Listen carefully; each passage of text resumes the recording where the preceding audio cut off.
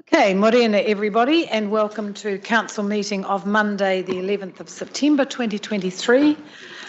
Just a reminder, health and safety, if the alarm sounds, we make our way out the back door there and assemble across the road and wait instructions from staff. Our thoughts and prayers are with those who in Morocco who are who've suffered recently from an earthquake. Just reminds us how devastating they can be. And we need to be aware at all times. So we do need to understand that this meeting is being live streamed and then will be publicly available on YouTube. And a reminder just to speak into these very sensitive microphones and make sure your mobile phones are on silent or off. Shad, would you like to open with a karakia for us this morning, please?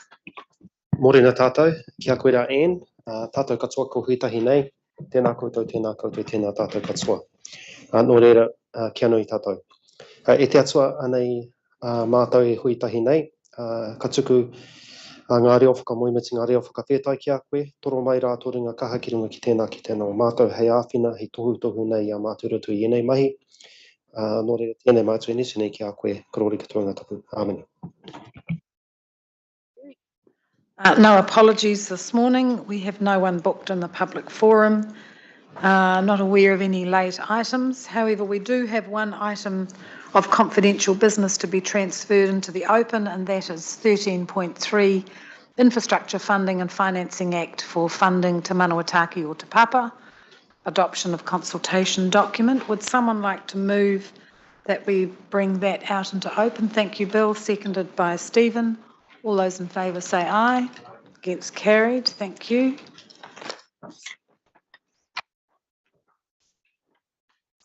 So change to the order of business. We'll do that item straight after as item number 1 in business. That brings us to the minutes of the meeting held on the 21st of August. Any questions or comments on that? Like Janie had done her normal good job. Thank you, Bill. Shad seconded. Any other discussions? All those in favour say aye. Against carried. Thank you. Conflicts of interest? Bill. Thanks, Chair. I'd just like it noted that I am a pool owner. And the reason I wanted it noted is that we'll be talking about a potential targeted rate for pool owners later on in the meeting. Thank you very much. Anything else? Sorry, any other conflicts? None. We have no deputations, presentations or petitions, and we have no recommendations from other committees. So that brings us to the first item that we to deal with today, and that is the one that's been transferred out of public excluded, infrastructure funding and financing. Paul. Yes, good morning. So this paper is to adopt a consultation document to go out for the Te Manuataki o Te Papa infrastructure funding and financing proposal around whether we fund the ratepayer portion of those projects via a levy under the Infrastructure Funding and Financing Act or via traditional rating mechanisms. So it's spelt out in the consultation document. Just bring attention to the recent changes around the numbers. We are constantly updating these with Crown Infrastructure Partners and their advisors. So they were the latest as of Friday, reflecting where financial markets are at this point in time, which is the reason for the ranges being in place that have been updated to 107 to 128 for residential and 369 to 440 for commercial. The exact finalisation of those rates won't occur until CIP through their advisors goes into financial markets and gets updated proposals. So they are based on the best available information that we have at this point in time. The other thing that we've reflected in the consultation document is the way the model work is quite sensitive to our growth assumptions. So a lowering in growth it flattens the curve, but increases the amount that comes in at earlier timeframes within there. So that's reflected in the document as well. So take any questions. Let's repeat those figures again for us, please. Yes, so it's For residential, median residential 107 to 128, and commercial 369 to 440.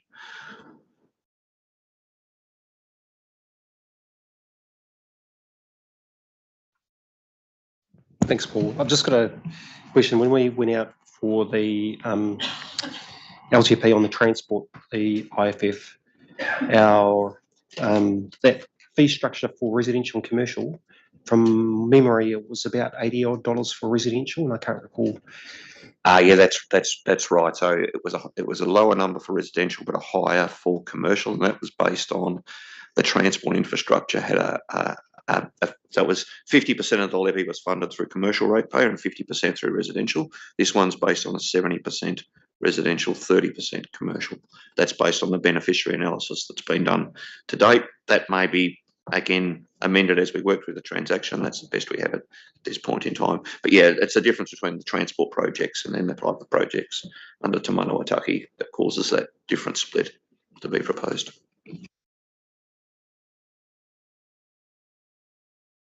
Anything else from anyone?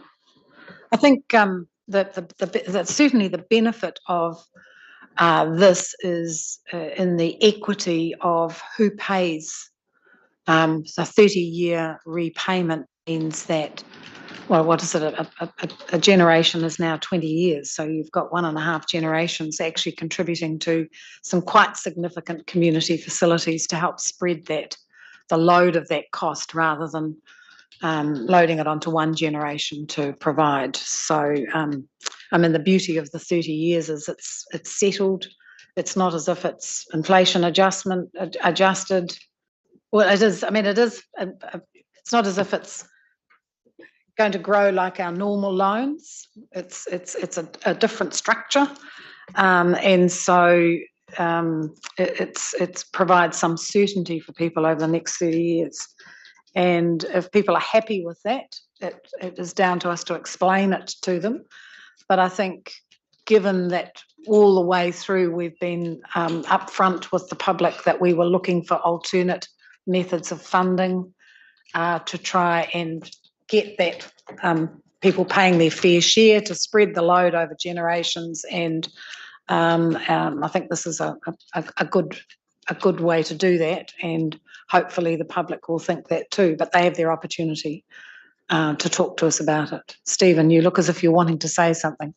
I totally agree with what you've said, and perhaps add the level of transparency with this is also a significant benefit, because otherwise the fees get lost in the overall rates charges and you just don't know what you're paying for. But it'll be very clear. The levy is what it is, and when we were out around the communities a week or so ago, I recall that it was a Greaton meeting, I believe, where there was quite a lot of concern about the costs and over-amping of the costs, and I think that was due to the lack of clarity in terms of the story, and I think this is very clear. Yes, we're financing, I should say, $151 million. We're using private finance for it. The levy will be clear. It'll be somewhere in that 107 to 128 for residential.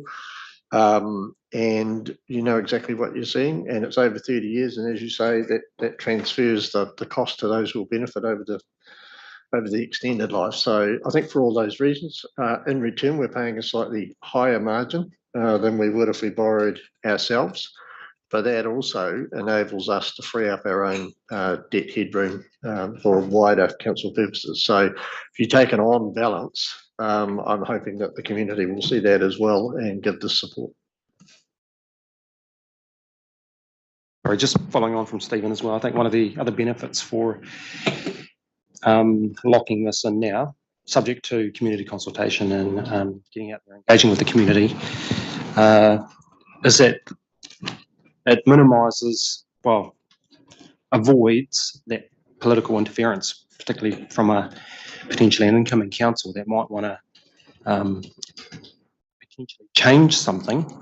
So if things are pretty much set and locked down, there's funding agreements in place, there's particularly with our through this mechanism, I mean, that just reduces that risk significantly. Otherwise, if somebody wants to come in and start, I'll use a mighty word, tutu with it, there's significant risk around that. So. Okay, someone prepared to move it? Stephen, move it? And Bill, you second it? That is to receive the report, continue with the IFF process and consult on it, adopt the draft consultation document, and we don't need D because we're out in public already. So it's just A to C. Mover and second are happy with that. Any further discussion? All those in favour say aye. Against? Carried. Thank you. Good work getting that in public. Paul? Okay. So that brings us to the Mount Maunganui parking strategy. Morena tātou. So this paper proposes a parking management plan for the Mount, and on the back of the Tauranga parking strategy being finalised in November 2021, we rolled out, or we approved a parking management plan for the city centre in November last year, and that's being implemented as we speak. And late last year, we also commissioned some work to develop a plan for the Mount specifically. And this has highlighted some issues with parking availability, especially during the summer months, associated costs, etc. And what we have done here is that we've developed some draft interventions that this paper proposes some next steps for, basically. So we've got Reece Wilkinson here, our parking strategy manager, to give us a bit of a rundown and answer any questions. Thank you. Kia ora all. First and foremost, let's put, I've noticed that the rumour mill's been running around this one. There's a little bit of anxiety there about what's going to happen.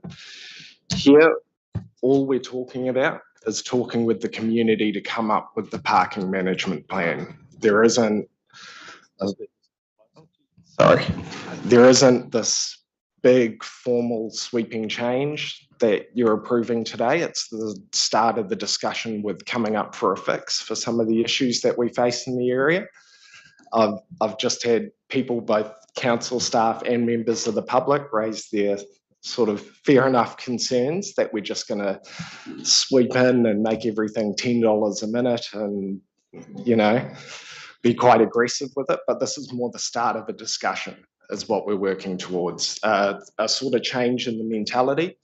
Mount Maunganui is quite special in the fact that it's never had sort of eyes on it on sort of the parking management front. But as I cover in parts of this report, they face the issues that any city centre faces. Super high average occupancy rates, in fact, higher on the whole than we had in Tauranga city centre when the parking management plan was reintroduced. There's, I don't like using the term culture of abuse, but that's sort of it when it comes to parking rules. Time limits are less rules, more suggestions. People tend not to really follow them. And that's resulted in an interesting case of sort of a little bit of distortion in terms of how people use the road. And we need to start having a think going forward into the future. The Mount's obviously developing quite quickly. It's going to become eventually a city centre in its own right. You've got more 9-to-5 workers going out there as well as tourist demand just constantly increasing. Now we're past those COVID times, and we need to work towards getting people to think a little bit more about their transport choices. I always like the anecdote of 5 friends all drive to Maunganui Road to have a couple of beers at the pub, hopefully only a couple responsibly. And instead, they could all meet at somebody's house first and all take one vehicle as opposed to taking 5 others. There's also, rightly so, the concern of where workers park. Because parking has sort of never really been focused on in that area, there's never been a viability for off-street car parks. There's never been an incentive for them to be there. In fact, in a past life, when I had my private sector hat on, we did try paid parking in the Mount. and it was only $1 for 12 hours to start, but nobody paid it. And it wasn't very successful because there wasn't the over-encompassing both enforcement of time limits and that mentality wasn't there yet. So it's more an opportunity for us to slowly start that process. We're going for evolution as opposed to revolution, I suppose. The idea is as well, even when you start, and I've been open with the community that my preference is for paid parking. Obviously, we want to have that discussion though, but even if you start at a low rate to get people used to the idea and thinking about it more, even like $1 for 12 hours kind of thing does change that behavior.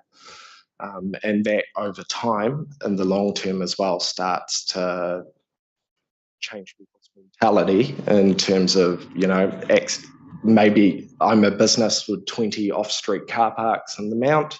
I only use 5 of them a day. Maybe I can do something with those. And there's also lots of fun sort of electronic things we can do working with the community as well, which is part of why engagement's so important. You can have separate worker rates now with pay by plate and everything sort of electronic. You don't need the sort of demarcated specific areas. We could have, you know, you could have something like an amount of worker passes per businesses. There's lots of options there available to us. We don't just have to sort of steamroll our way through it. We can work together and work towards that, because I'd much prefer we start sort of earlier and easier now while we can, then wait until we have a really serious problem 10 years from now and we find we don't have the leeway to slowly ease into it, and instead we sort of have to go with a bit more of a shock therapy approach, I suppose. Any questions at this stage? Hopefully I've covered some of the concerns that I've seen out there as well. No, thank you for that, because I read through it and thought, what are you proposing? It wasn't clear, but what you're proposing is that you start having discussions with the various interested groups, like the business association, like the residents. I don't know quite how you get to the tourists or the people that congregate on the beach, but certainly the wider community. So that answered my first question, and I think that's a sensible way to go, because it is a very sensitive issue, and people have already made up their minds. Some that have talked to me already have made up their minds about what we're going to do, and they don't like it. So I think that's a sensible way to go into it.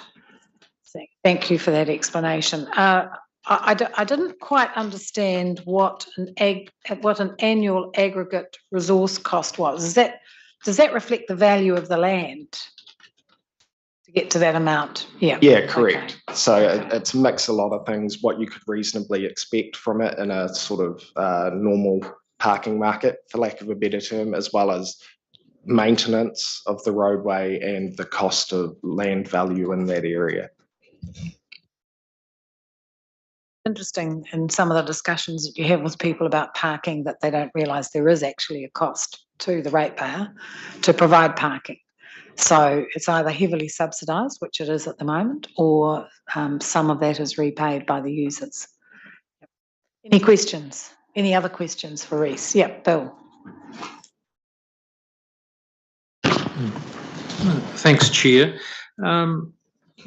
Just first of all, as a comment, so certainly support going out for that engagement, given that it's topical, it's sensitive, and all those things. In terms of Reece, item bullet point 4 under 2, under the executive summary, and we often hear about vibrant centres and compact urban form, but certainly in terms of this proposition, supporting access for all, in my view, is quite a critical aspect of why we're looking at the potential for parking management in that downtown Mount area. Because And then further on, you talk about better parking turnover to better cater for business. I just would like your comments in terms of your thinking around the engagement to make sure that we're actually picking up others, such as the tourists and those who go there, other than those who go there just for the shopping experience or the cafe experience in the downtown Mount area. So I just wanted a bit of clarity around that. And part of that, in terms of Marine Parade and Pilot Bay, and I take it that they will all be in the mix, because you talk about on paragraph 18 on the top of page 37, in the medium term, the beachfront could be utilised during the off-season. So I just wanted a bit more clarity in terms of the thinking around that beachfront Marine Parade Pilot Bay. Yep, so again, that comes with that caveat that nothing is set in Yes. stone, and it'll be part of the engagement. You'll notice under point 18 there, I've got a map with different zones demarcated in the area. So you've got sort of your what I call the town centre stretch down Monganui Road. There's a high density residential, which is sort of your northern part. That's not the direct beachfront, and the beachfront, and all of them will be up for discussion. One potential idea that's been floated for the beachfront is we have charging during the peak seasons during summer, and we leave it open during winter, because what we find, and at this stage a lot of it's anecdotal, and why I'm quite excited with the engagement process to get more of this info from people. You get cases of families with 2 vehicles. I've heard stories of people parking up quite early in the morning or the night before to keep a space for themselves along the beachfront. Obviously, you've got, that regular little conflict that comes up with businesses that like to have car parks along that beachfront as well. And we're finding that there's a sizable portion of people that want to go to that area that want to spend money and be customers for local businesses, or even walking up to the Mount. They've got targeted purposes there, and they're finding it quite difficult to get through there. Bit of a heavy metal joke, but if anybody's familiar with the circle of death in a mosh pit, you get the circle of death of vehicles going around Mount. And in these different areas, we're very aware that there's very different focuses for the people parking. So along Monganui Road in that town centre, it's very targeted. You're generally there to spend some money, essentially. Then you've got Pilot Bay, and along the beachfronts on either side, that's more recreation. Now, the northern side is bleeding a lot more into customers nowadays because of those businesses up in that top end and walking distance to the town centre. And then in the high density residential, that's where you've got a lot of long-term residents fighting with visitors in the area as well. And we've got to be able to sort of find that balance and compromise with everybody, so people that live in that area still have access. Their visitors can still come, have lunch with them, check out the view from their nice apartment and then go back. And people can, come and see the beach if they want to. Probably just leads us a quick segue into another comment in terms of how far the council goes, though, in providing car parking opportunities for those who occupy those high density apartments, for example. Because hopefully there is that provision on site, and that should not be at a cost for the ratepayer or those who want to come there for a short period of time, have a coffee, or go to the beach and disappear. So it's just understanding, and people understanding, that the council's not necessarily obligated to provide on-street parking for those who either own an apartment or come in and lease it for a week or two during the holiday period. So I just wanted to make that point also. And you're absolutely right on that front. And part of instituting something like this helps change that thought process. You're looking in your mix. I know a lot of cities use residential passes, so there are so in that high density residential, is that something that's in the mix in your thinking? Good question. Couldn't have planted it better myself, because I just got approval relatively recently to start working on a potential trial resident permit system for actually the town centre in a minimised way. But the big importance of that, though, is it is a permit system where we'll have less users over time. So if something like that were to be implemented in the Mount, really we need to make sure that we don't lose control over it. It doesn't start expanding over time. It should be I don't know the saying, but it should be something that over time you issue less and less of them. One potential thought process is it only applying to people that were in the area before the changes took place. And that's to make sure that, well, one, helping the public make informed decisions on where they buy and knowing what land they have control over and ownership of. We can't ignore the fact that historically in New Zealand, people have sort of been able to treat the parking on the side of their street like their own little fiefdom. So over time, we need to change that behaviour, and that's where sort of having that ability for it over time, less and less of them to be issued.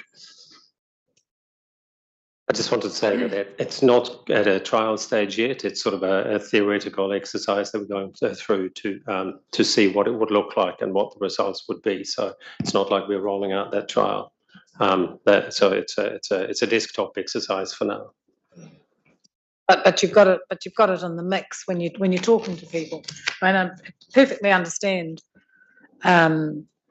What you're saying about people thinking that the road outside their house is sort of part of their property right, if you like, and that's really part of the move from being a provincial town to actually a big city, isn't it? That's part of that mental adjustment that you need to make, and it doesn't happen overnight, and you've got to lead people through that.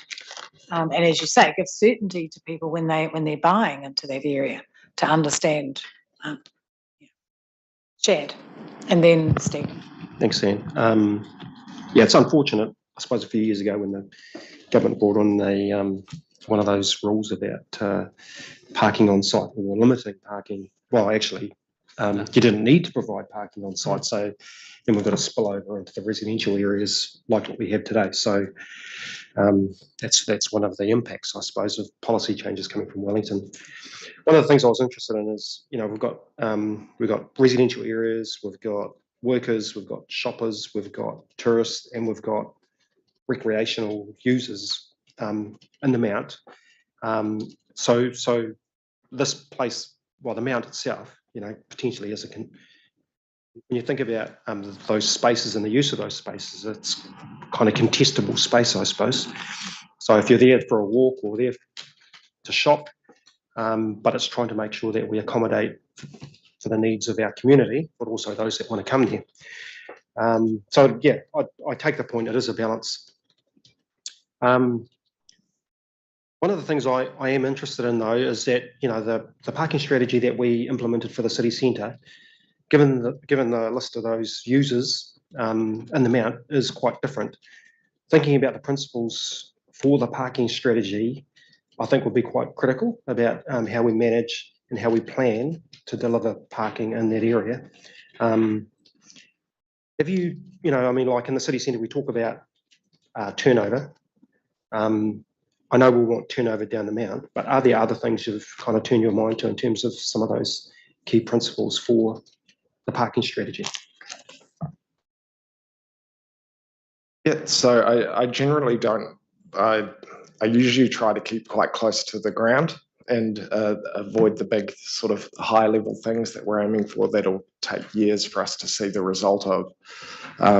But it just comes down to the fact that the area is growing so quickly. All of Tauranga is growing so quickly, but the Mount's growing very quickly as well. And the the longer we with Mount Maunganui, it's been a little different to the city centre because the discussion hasn't been really had, and we just want to make sure that we start it, and we don't know all of the idiosyncrasies with the Mount like we do with the city centre. The city centre's had parking restrictions, gone through multiple levels of change over decades, and there's quite an established on-street market, and you sort of know who your customer base is coming into the city centre. And part of the difference of approach for Mount Maunganui is, as you say, it's a lot more complex in terms of who's there, and it'll be a lot different even in 5 years' time. So we know that we've got a traffic issue in the Mount, especially on good weather days. We know if tourism continues to grow, which is really, really good for the region as a whole, but it puts added pressure for the residents and your more resident-focused businesses out that way. And you want to make sure that Main Street and beach is clear so locals can still get access to it if they want, and the ratepayers as a whole aren't all subsidising that. It's not coming at a cost for the wider Tauranga district area as well. I hope that answers your question. Thank you. I do recall we had a conversation with Priority One, and they were looking at different technologies around parking, and I think one of the conversations I had was that one of the private commercial areas in the Mount do have a parking app where they do lease. Well, no, you can hire their park using an app. So using technology, I think, is a great way to kind of get that turnover. So if you've got private space, there is an opportunity to generate potentially some income and potentially provide some turnover of parking. I just recall that conversation with Priority One, trying to push. We've got at least car parks all around the city that are not necessarily being used all the time. So it's making that kind of space available to the public.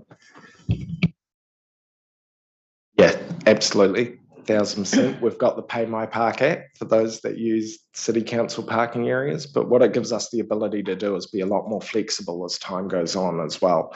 It's not a set and forget anymore. Now we can really tailor it over time and adjust it as we need to, because things are going to keep changing quickly, I feel.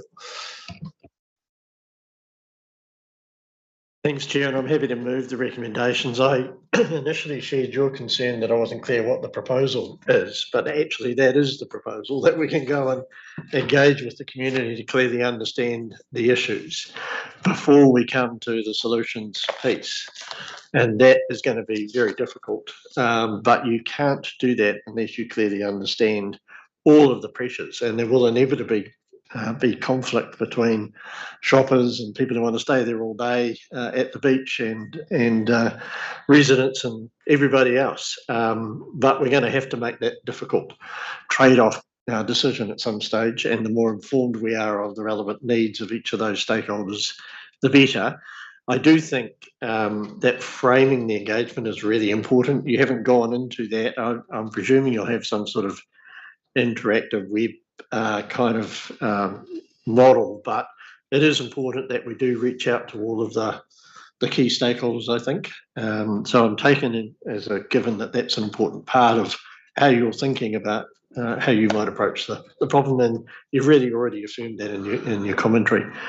So, Chair, I'm happy to move. I think it's important that we engage with the community on this issue. It will be difficult, and there are conflicting matters, but there's only one way to find out, and that's to get on.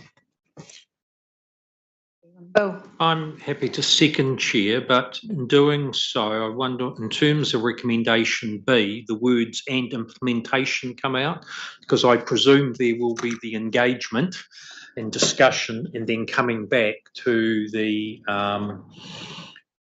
council for with recommendations to implement at that particular. The only thing I'd say to that is that just listening to Reece talking, part of the discussion with the community is how it's phased in, which would be how, not only what he's planning, but how he's planning to implement it. Yes, so that's a different view of the word implementation. Yeah. So happy with how you've outlined that. You could add into B. I mean, you must have some timelines, have you? You got some ideas about when you're going to report back to us? Well, I do think that the implementation is part of the engagement as well, because it's not just the method, but I think there's a timing element to that as well, Bill. Yes. So I think we're agreeing on that. But if you added into B some sort of reporting back, or maybe improve engagement for. It's just defining what you mean by implementation. So the worry is that you're going to go and consult and then just land it on the community. Yes, and So we'll make sure that we cover that off, and also something that we need to consider is what's the method for consulting on it, because as of today we go out and consult on the spatial plan. This is actually in many ways connected to the spatial plan and how that plays out as well in terms of land use and density, etc. We thought that this consultation would take over the impetus of the spatial plan, so we wanted to sort of disconnect the two, but then there's the option of going with the long-term plan consultation, which then means that we don't go 3 times to the Mount or the wider community and consult on this, but actually twice only, one on the spatial plan and one on the LTP. So I think there's merit in including it in the long-term plan engagement for consultation. Yes. Will it be in the draft? Is it in the? It's not in the draft. Is it? I mean, I appreciate the spatial plan. I think from the conversations that we've had with the community are quite focused on those heights and plan change 33. But this is integral to that. I'm not sure we're there yet, though. So we're going out today on that spatial plan. The spatial plan that's released today. Yes, yeah. It doesn't quite feel right for a long-term plan consultation issue. Although sitting it in a 10-year plan also gives a bit of comfort that you're not going to do this next year. But I'm just not sure. It can't be part of the LTP document, but we could actually have some conversations, particularly in the Mount around it. We can refer to it. Yeah, because concurrently. Thank you. It's the word. At the same time, and then you would report back.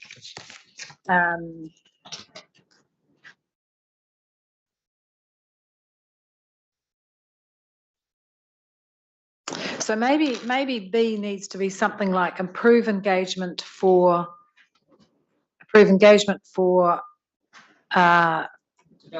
development and implementation of the Mount Maunganui management plan to be undertaken with the affected community and reported back to council, or concurrently with the long-term plan and reported back to council. Yes.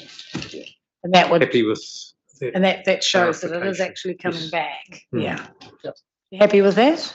Okay.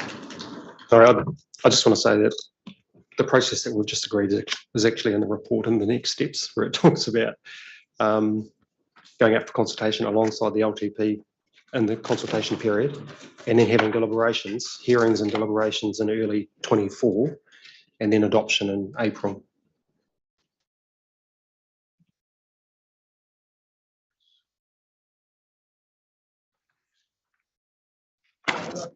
Oh, sorry. No, you're in the wrong one. No, he is talking about forecasting. Get ready for implementation of the 2024 tourist season. So we want to do something for this Christmas on a trial basis, probably.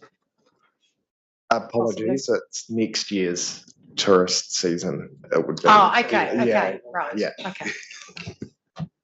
Okay, so we all clear now. It's a bit like the blind leading the blind. Okay, so the new B is improve engagement for the development and implementation of the Mount Maunganui Parking Management Plan to be undertaken concurrently with the LTP with the affected community and reported back to council. And by the affected community, we're talking Mount and users of the Mount. Yeah. Okay, moved and seconded. Any further discussion? All those in favour say aye. Aye. Against, carried. Thanks, Reece, and good luck. Okay, item 11.2, significant forecasting assumptions. We've had this in front of us on a number of occasions. Here they come, here they come.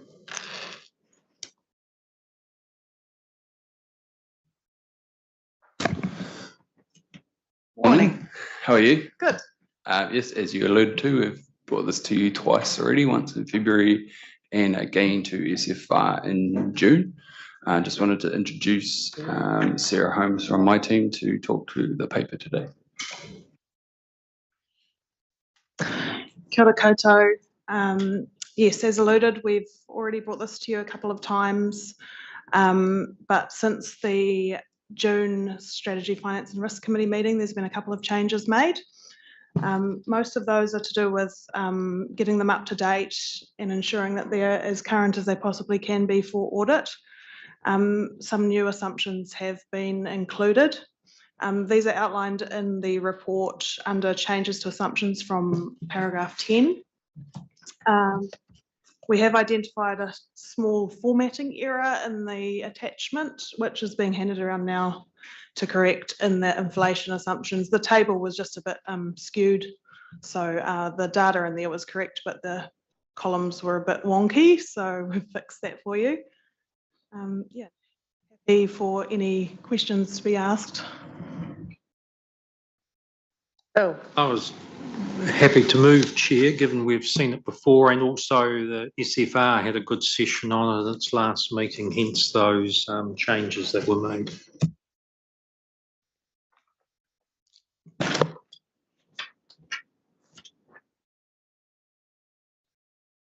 right, so sorry. So I'm just looking to see where I put this. Where do I put this graph? This table. In the header of the handout, it's page, I believe, Oh, 23, 24, yep, sorry. Attachment 1 in a separate attachment. Right, okay, I've got it. Oh, that's right, went over 2 pages. It was very, yes, okay. Okay, so the figures are the same. Yep. Your columns got out of, yep. Okay, good, thank you. So moved by Bill, seconded by Stephen. Any questions? No, I went through and checked your changes. Thank you. Nothing more? Okay, I'll put that. All those in favour say aye. Against? Carried. Thank you very much. Item 11.3, the draft long-term plan adoption for audit of the draft infrastructure plan.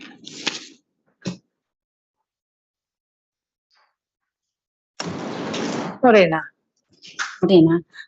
So we're bringing to you today the draft infrastructure strategy. It's a key part of the LTP, the long-term plan package, along with our financial strategy, and it sets out Council's intent for infrastructure over the next 30 years, together with projected costs, and identifies some of sort of the key focus areas for infrastructure, such as population growth, planned greenfield developments, climate change and resilience, and delivering for our communities.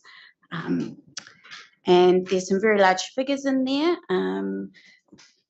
which reflects, I suppose, the scope of what we deliver for our community, and also the time frame that the infrastructure strategy looks at, which is longer than the long-term plan.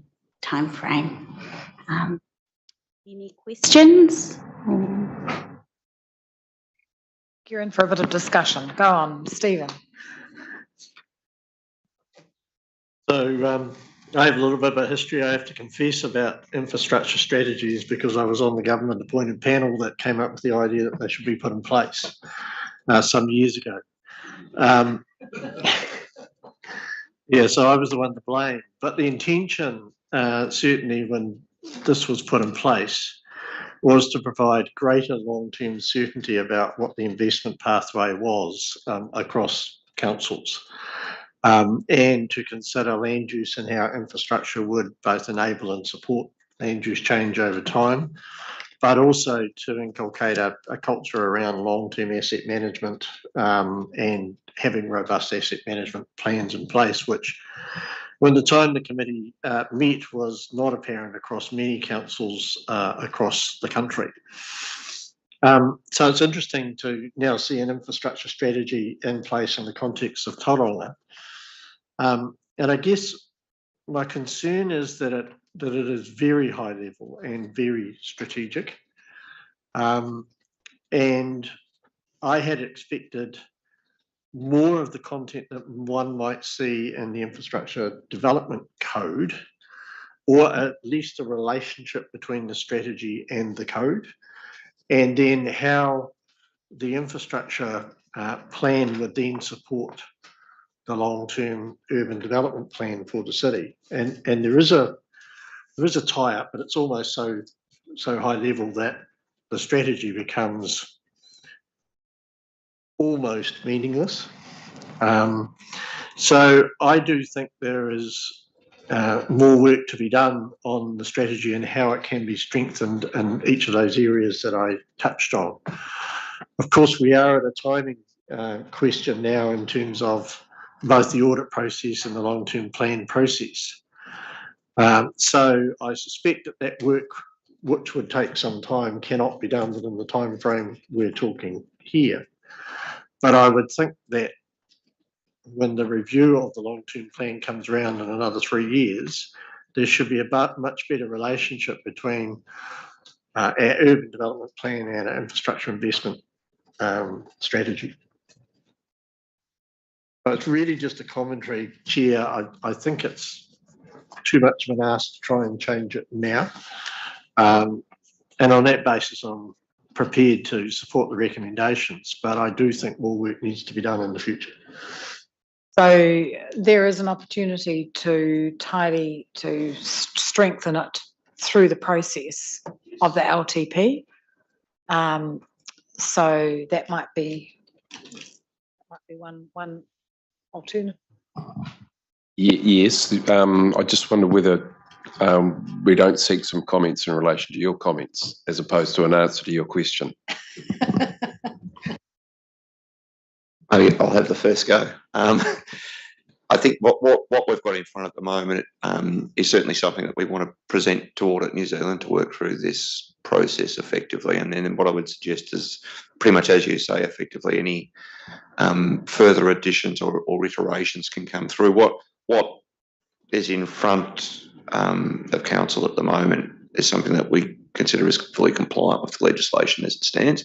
You can always put more in than is what is required for the legislation while keeping it readable for the people that read it. So I think we can take that as a work on in the future and continue with this process through this LTP. I'm happy with that. I guess what the intent, and I acknowledge that this will be in compliance with the statutory requirements, but the intent was to provide greater long-term certainty and direction to councils and as they are elected, such as things like the maintenance of the road network, for example, which we know has been significantly underfunded by respective councils in this city. That is a matter that should, I would argue, be in the long-term plan that sets a standard for maintenance that then sets the requirement on the council to then support that process. Otherwise, you end up with kind of throwing the long-term asset maintenance out of the window because you want to save a percent on your rates increase this year. And that's exactly the behaviour that we have seen. And that's exactly the reason why the infrastructure strategy concept was put in place in the first place. So it's that wider kind of strategic asset management and commitment to investment by councils, and the strategy was intended to provide for that. We're happy to pick those comments up and make sure that we get a good link with maintenance strategies as well, and include that.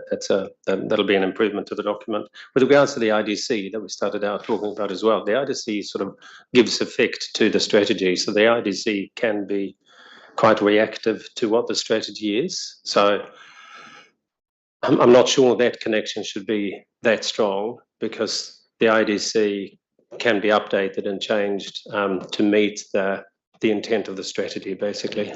But definitely in terms of this, the maintenance strategy, that would be an improvement to the document. Yeah, thank you.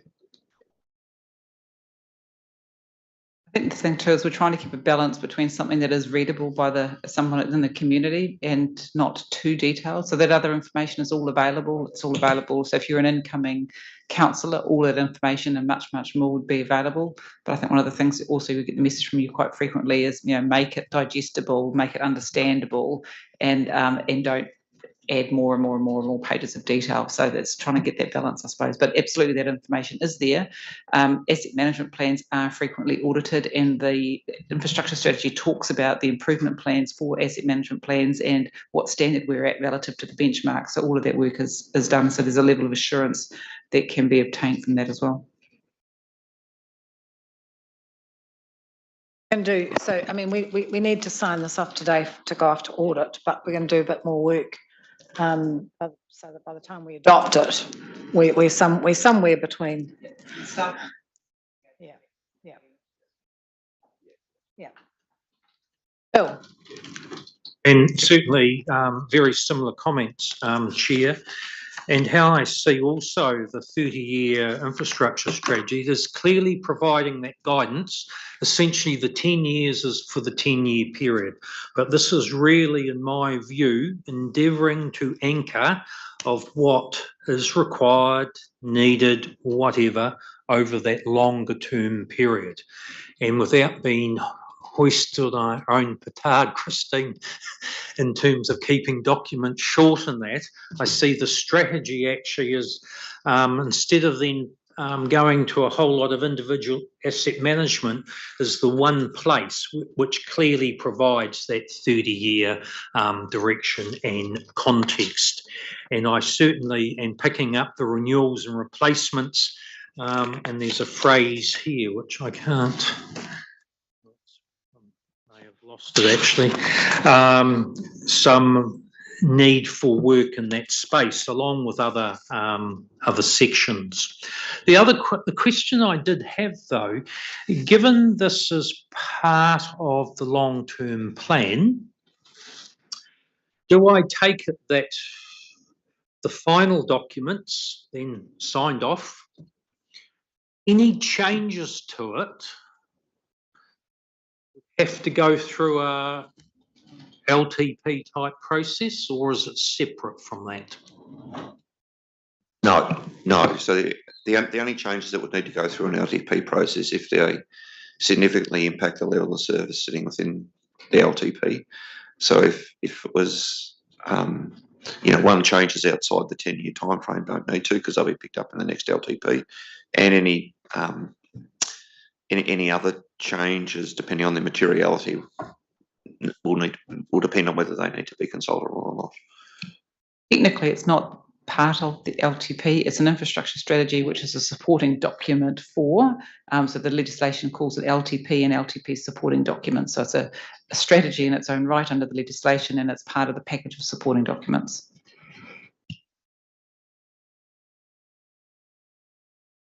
Right, so Stephen's moved the recommendations that we receive the plan, adopt the strategy, delegate to the Chief Executive to make editorial amendments, and And it will come back to us after audit and graphic design and obviously some input in the discussions we've had this morning for approval in early November. You're seconding that. Thank you, Bill. Any further discussion? All right, all those in favour say aye. Aye. Against, carried. Thank you. That brings us to item 11.4, draft user fees and charges. Who's talking to this? Here she comes. Sarah? Sarah will work through, but it's fairly consistent with what we've brought to you and into strategy, finance and risk in the past. Kia ora again. So yes, this is bringing together all previous direction from commissioners on the fees and charges for the 24-25 year. So while we're looking at the long-term plan as a long-term 10-year period, this schedule in the attachment is presented for year 1 of the long-term plan.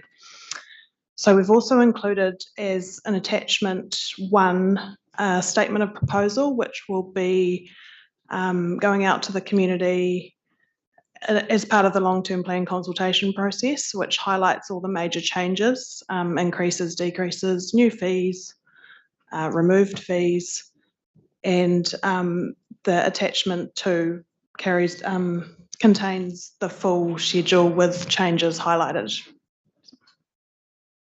Thank you, Sarah. So this is a part of quite a big change that we're proposing.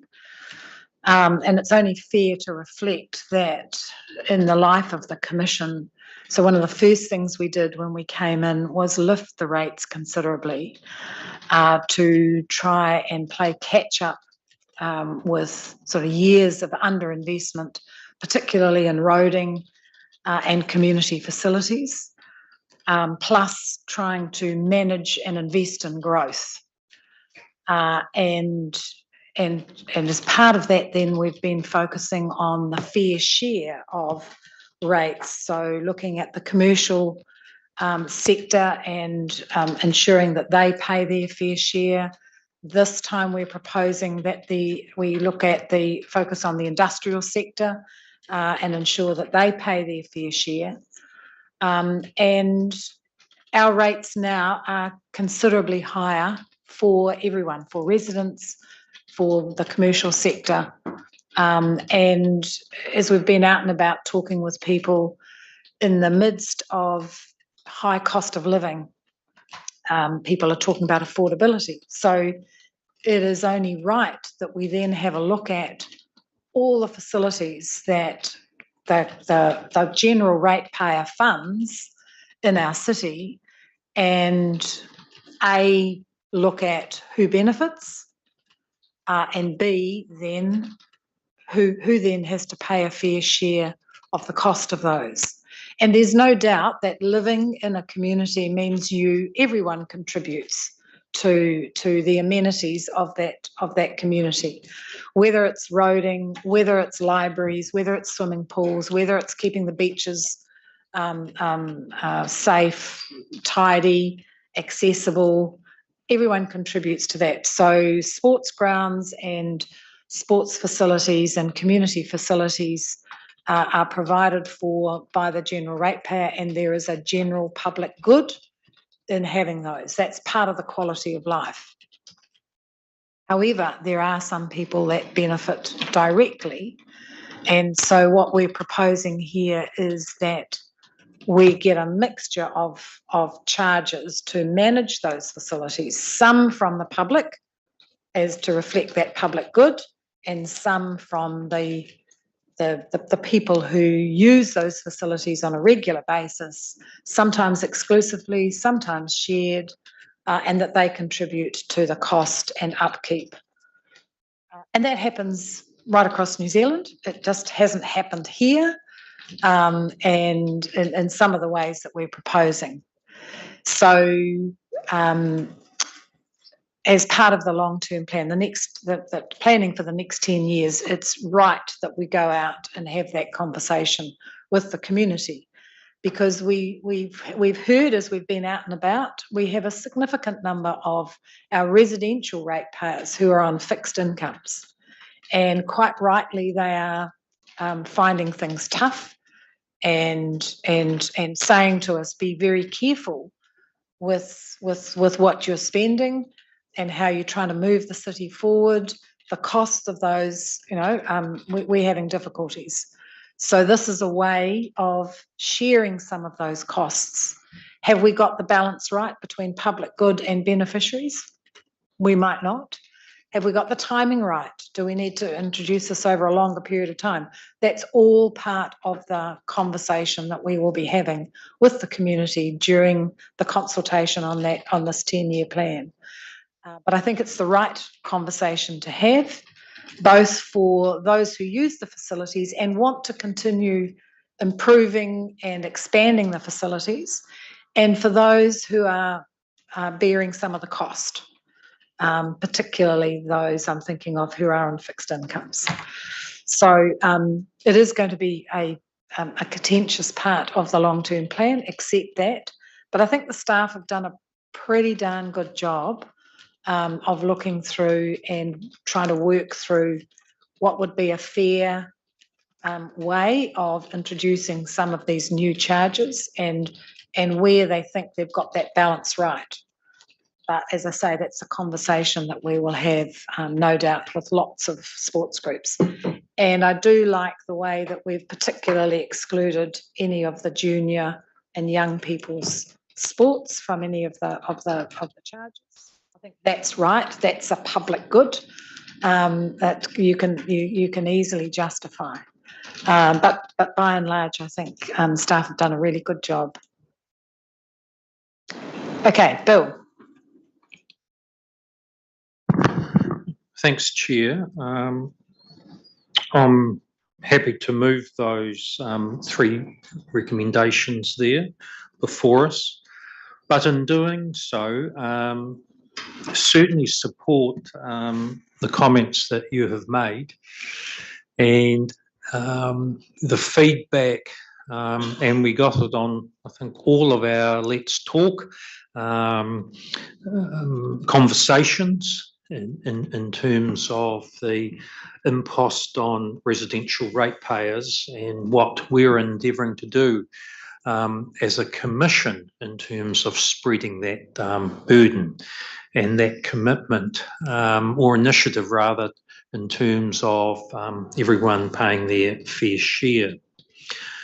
I think what this raises for me is that the danger when reviews aren't undertaken on a regular basis, and then all the reviews are only on a partial part, for example, of use of fees and charges over the years. So when there's the more comprehensive one undertaken and looking at how we implement that fair share approach, there are some significant changes contained in here. And they do range from the quite modest to the quite significant. But I think it's important to pick up in terms of your comment about it's the proposition for the conversation now through the LTP process and obviously through submissions and hearings. And that focus on have we got that balance right in terms of the public, private good, and there'll always be debate on that matter, but it's actually getting feedback on that and what the timing is or is appropriate for particular fees and whether an immediate adjustment or some adjustment over a period of time. So obviously keen in terms of getting all of that feedback as part of this proposition. But certainly it is challenging and it'll be challenging for a number of the groups and clubs when they see this draft proposition. But I think in terms of working through that and providing back to us in terms of those views is actually a key as we work through this challenging process. Thank you. Thanks, Anne. I do support the comments that you've made.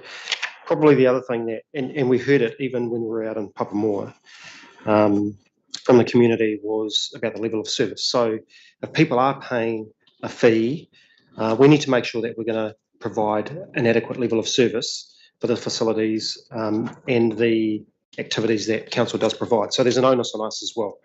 If we're charging, then we need to make sure that what we are charging is appropriate for the types of facilities. And we've invested quite a lot, and I make the point around the historic village. So some of those fees have been adjusted, and we are endeavouring to upgrade some of those facilities down there. So it's a conversation that we need to have with the users, and happy that we're stepping through that in the long-term plan. I'm also interested in the conversations we'll have with the sporting community. When we came in, we had in the last long-term plan, we had all those groups come in and talking about provision of facilities, provision of service to the sporting community. And so this part of that conversation is, well, yes, council does need to provide, but actually, if we're providing service, then we need to balance that up in terms of fees and charges. So I'm interested in the feedback that we get through the LTP process around those two things in particular.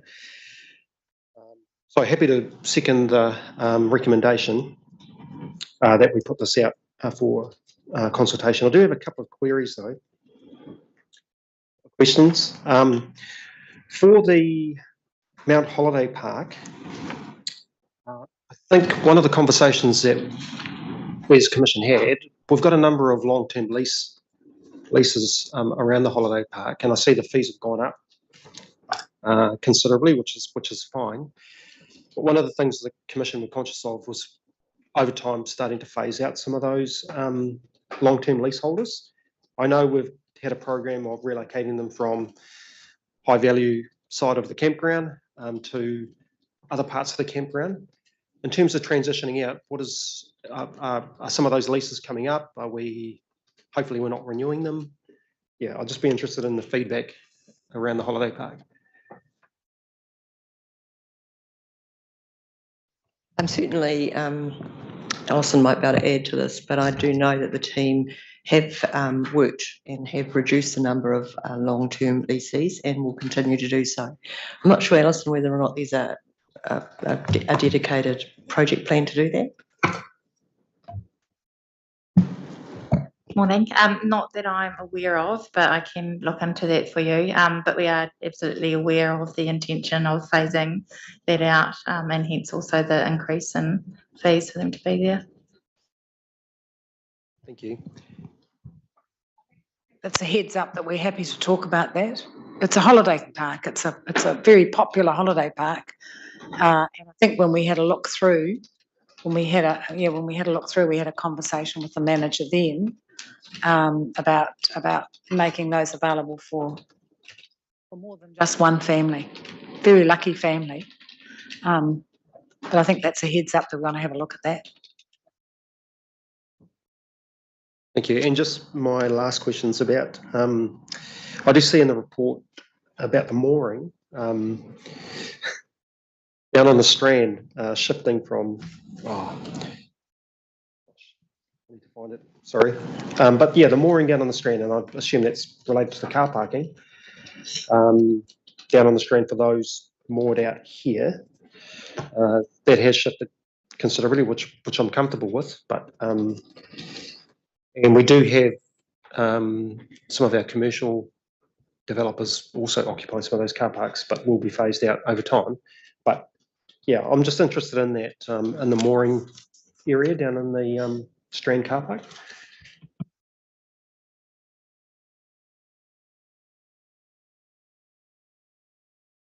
I'm not sure. Sorry, I have to look into that. I can come back to you. Sorry, Chair, what was the question? Because so those car parks down on the Strand relate, you know, there's a number of leased car parks that are attached to moorings on there. Yes. So on page 48, sorry, page 108, talks about the moorings going from, at the moment, they're paying $195 through to $1,000, which I'm comfortable with. But, you know, as is a we've got a large program of work down on the waterfront, and over time we'll be phasing that out. So I suppose my question is, a program to phase those mooring car park leases out. Sorry, obviously we're all looking at each other. We don't have a defined answer for you, but we certainly can find out and come back to you. Long-term plan is for the whare to go in that space. They're not ready yet, and we have leased some of those out to Craig's, but we are looking long-term to put the whare in there and develop that. So that's another heads up to have a look at, have some conversations.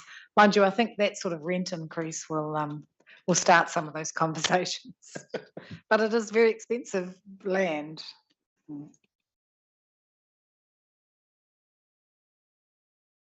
Thanks, Chair. And I thought that was an excellent introduction that you made of getting this balance between user paying and ratepayers, and particularly residential ratepayers paying, and getting that fair share right. The other really important benefit out of this process, I think, is that it requires the council to then have a clear understanding of its costs of delivery, because in going out to the community and having a discussion about whether the fees are appropriate, you can only do that when you understand what your costs of service delivery are. And there's a danger in the traditional kind of ratepayer bucket kind of model, is that all of the costs get bundled in, and then we come up with a number, and then the ratepayers have to pay it. This delivers a transparency about both the level of service, the price that is charged, and the costs that the council are incurring. And it's important that users understand those costs as well, and don't just take what they get for granted, which is often the case. So I think this is a very healthy and robust process. It's impossible to get perfectly right, because judgment calls will have to be made. But what this process does is enable those discussions to occur, and hopefully an on-balance decision can then be taken. So I think it's a very healthy process. I did look through some of the charges, and to be honest, I was a little surprised, particularly in the regulatory building consent area. They're sort of moving around the 5%. I know that we've been under constant pressure for staffing and providing a level of service there. And in our wider costs, our costs are closer, perhaps not in that department, but our inflationary costs have been closer to 20%, not 5%. So I think it's really important that we're satisfying ourselves that we are A, keeping up with inflation, B, actually charging a fee that's appropriate to our real costs, and then C, doing the benchmark with other councils to make sure that we are not out of kilter. The reality is our costs will be different to other councils, and I don't think that should be the primary driver of our fee setting. I think it should be set on the basis of what are our costs, and then informed by benchmarking, and that enables you to make the appropriate changes. But with those comments, I'm happy to support the recommendations as they go through. I do think this is a really important conversation. I do think we will get a lot of concerns back from the community, and it's appropriate that we do so, but it's only through that robust conversation that we'll get the balance right. Thank you. Any more? No? I'll put the motion then. Moved by Bill, seconded by Shad. All those in favour say aye. Against? Carried. Thank you. Thanks very much, Sarah. Long-term plan adoption for audit of draft groups of activities and performance measures. Bit of an introduction, then Paul's got some financial things to cover, and then Josh might have a few other matters. So as part of the long-term plan, the council is required by legislation to have groups of activities information and performance measures information. We have reported to you previously on the performance measures that's come through the Strategy, Risk and Finance Committee. We changed the approach so that it aligned with our city directions on an outcomes basis, and we've worked that through with audit so that it tells a better story. So you've seen all of the ones that relate to the service delivery performance measures. The ones that are sort of at that outcome level, they've come from other documents that have been part of the suite, but you haven't actually fed into that, whether you're happy with the rights, that might be something that you want to comment on, but the other stuff is material that you've previously approved. And the groups of activities comes from the summaries from the work that each of the areas have done, which highlights what are the key issues and challenges, opportunities and focus areas that they're going to be focusing on for the next 10-year period. So. Thanks, Christine. Just to reflect some changes that we picked up through our QA process on Friday regarding the inclusion of inflation from years 2 onwards. So this impacts on 3 of the reports on today's agenda, this being the first of it being the funding impact statements that sit within the groups of activities, and we've suggested an additional resolution to deal with it. I'll go through in a moment. It also impacts on the 11.7 and 11.8. But if, in effect, it will be a change to the inflation numbers that what you see on your agenda, and therefore we've put a resolution to reflect that. To point out the impacts at the high level, not so much on this paper, but the other papers, is just around from a rating perspective. There may be some smaller changes around the 1% range for the latter years to reflect that. So just within the 6 to 7% range. So not significant change, but there will be. But what more importantly, it will impact on the amount of debt retirement that we've got flowing through those financial statements, and therefore the ratios, the debt to revenue ratios you'll see will be considerably higher than what's shown in the agenda. So apologies for that. It was something that just came up late through our process. So we've just drafted a series of resolutions for each paper to add in to reflect that we will do those changes. The team worked all weekend, didn't quite get to the end of it. So we just need to finish that off to get those numbers to audit this week. Good morning again. Most of my talking points taken there already, but so I'll just say it's another process piece to the LTP puzzle, and that in addition, the only additional thing was that we have canvassed with audit the way that we are presenting the performance measures, and so that there's that cross-reference within the groups of activities to the specific pages and number on that. So, and happy to take any other questions. Thank you very much. I do think it is worth noting that, of course, we are doing our LTP well ahead of the normal process, and so appreciate the time and effort that the staff have put into the process, because they wouldn't normally be doing this. You've been trying to tie down the annual report at the same time, and so there's been a lot of work. So just I meant to mention it earlier, but Marty, I think the staff have done an extraordinary job. We've asked for a lot of changes, and we're seeing those flow through this long-term plan.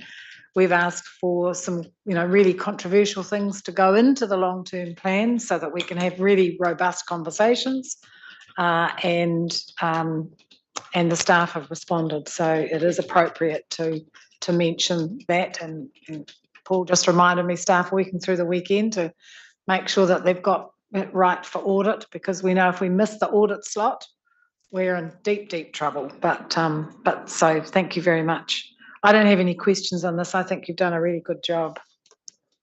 Stephen.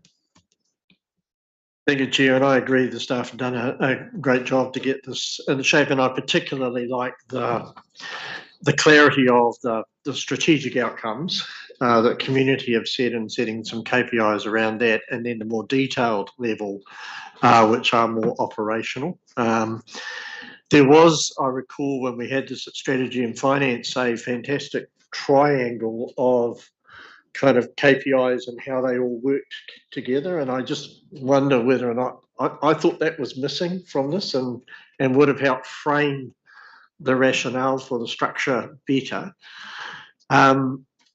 There were, when I went through the outcomes performance measures, yes, there were quite a few areas where I thought they were both vague, and there actually was some depth in the activity plan KPIs that maybe warranted coming up. for example, in the transport space, it required, as I recall, I don't have it in front of me, that public transport comply with a 15 to 30 minute trip time. But there was no metric for wider transport or other modes, including driving. And actually, from the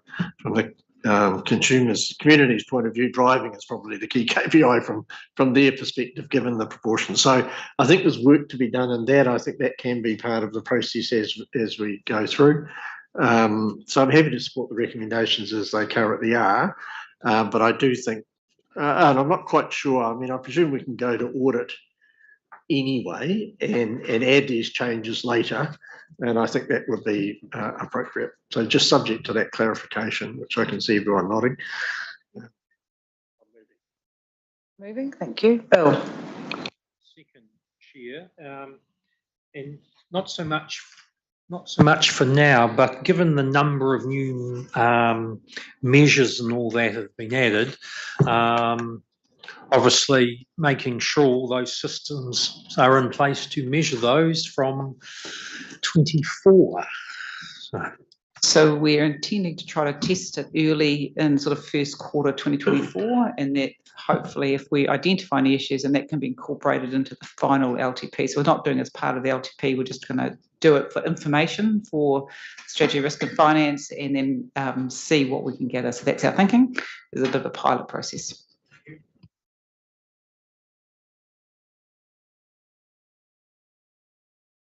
Anything else? So moved and seconded.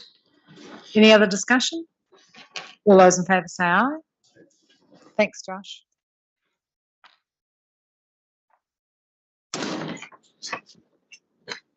Papamoa. Ah, yes. How are we? So we might take.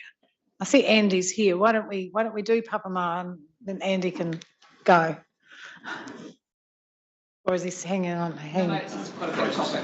Oh, okay. We've got half an hour before we have to break. We can do it in half an hour. Yep, come on up. Come on up. I was looking forward to a coffee though. I need to bring them earlier. Kia ora. Good morning, Morena. We might do it in half an hour, but it is a very complex report. Fraser's joined me here from Finance, Fraser Smith. So I'm going to be covering off probably the infrastructure and planning elements of this report. Fraser will cover off the funding options and implications. This report has been on a wee bit of a journey. It started off as a report to support decision making on the Papamoa East interchange, which is a report in the confidential section. The report now has, I think, been expanded to support also decision making on the Opal Drive wastewater pump station report, which is again on this agenda, and also to cover more broadly the transport and three waters investment program for the next 10 years for Papamoa East. And that is largely a set of projects which support the existing community that lives in Papamoa and Wairaki, the further growth that will occur in those areas, but also equally importantly, the future Tutumu urban growth area. And that urban growth area has a range of, I guess, uncertainties and risks around it. And that set of projects are a largely interrelated set of projects where they support growth collectively across all of those areas. They can't individually be sort of developed to support just one area or another. It's a set of projects that support everything.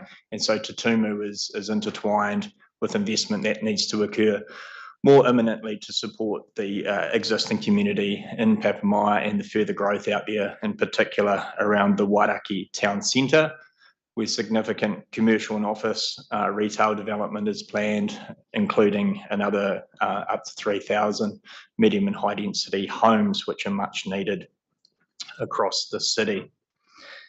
In total, over $300 million of transport and waters investment is planned over the next, mainly over the next 10 years. Around $250 million of that is in the next 10 years. Most of the investment is in the waters side of things, and around 60 million in transport. Waters is a wee bit more complex with the water reform process that is underway at the moment. And it may limit the ability of council, if it wishes, to address some of those funding risks associated with Three Waters projects. But it's important there that we're engaging with that National Transition Unit, so they are well aware of the issues that are faced here. There's also some work going on led out of Nick's infrastructure group around looking at minimising and rescoping, what ability there might be for some of those projects to at least minimise any expenditure related to Te Tumu at this point in time, but also looking at what the implications of that would be in terms of further investment in the future if Te Tumu came forward and was developed. I guess the issue with the funding model and the $300 million of investment is that that goes on council debt to begin with. The funding model assumes Te Tumu will come forward and Te Tumu will pay development contributions to pay down that debt. One of the issues we have is that the timing of Te Tumu is continually being pushed into the future. And in terms of the upcoming draft, and I do mention draft because this could change, 24 to 34 LTP does not include critical infrastructure to enable Te Tumu development to commence, that particularly being the Kaituna overflow from the Waraki stream to the Kaituna River to manage flood levels and stormwater from development. And so I guess overall the funding model, it is an appropriate time to come back and look at that funding model and to determine whether it is suitable moving forward to deal with the situation we now find ourselves in. So just a little bit more about the issues that are facing Te Tumu at the moment. They're probably threefold. The first is the issue around the timing of capital expenditure, as I've just mentioned, around the Kaituna overflow and how that links to the LTP. The second are the planning risks. So Te Tumu is not currently zoned for urban development. It needs to be rezoned, and that process is taking some time, has gone through a range of sort of curveballs that we've faced over the last few years. We are working our way through a new policy environment, particularly around freshwater management and Indigenous biodiversity, to understand what that means for the draft structure plan, and particularly the ability to implement some of that key infrastructure for Te Tumu. We're also continue to work with tangata whenua, who have, I guess you could say, probably mixed views around, at best, around the urban development of that area, and there is certainly some opposition and from those quarters to be continually worked through. And we are going through a broader review of that project at the moment, including taking some independent planning and legal advice in terms of how we might best move that forward. The third issue facing Te Tumu is around access and infrastructure, which needs to go through multiple and Maori land, through the Kaituna 14 land. And we are in negotiations with the Kaituna 14 Trust. Those negotiations are proceeding in a positive fashion, but significant process steps remain. They include, I guess, concluding those negotiations, particularly the valuation of infrastructure corridors, and then looking if that could be concluded successfully with the trust moving through a further process of voting with its beneficial owners, and if that is successful, moving through Maori land court processes. There's not a lot of precedent around these types of issues. This is largely new territory. and we have found that it can be quite challenging and quite time consuming.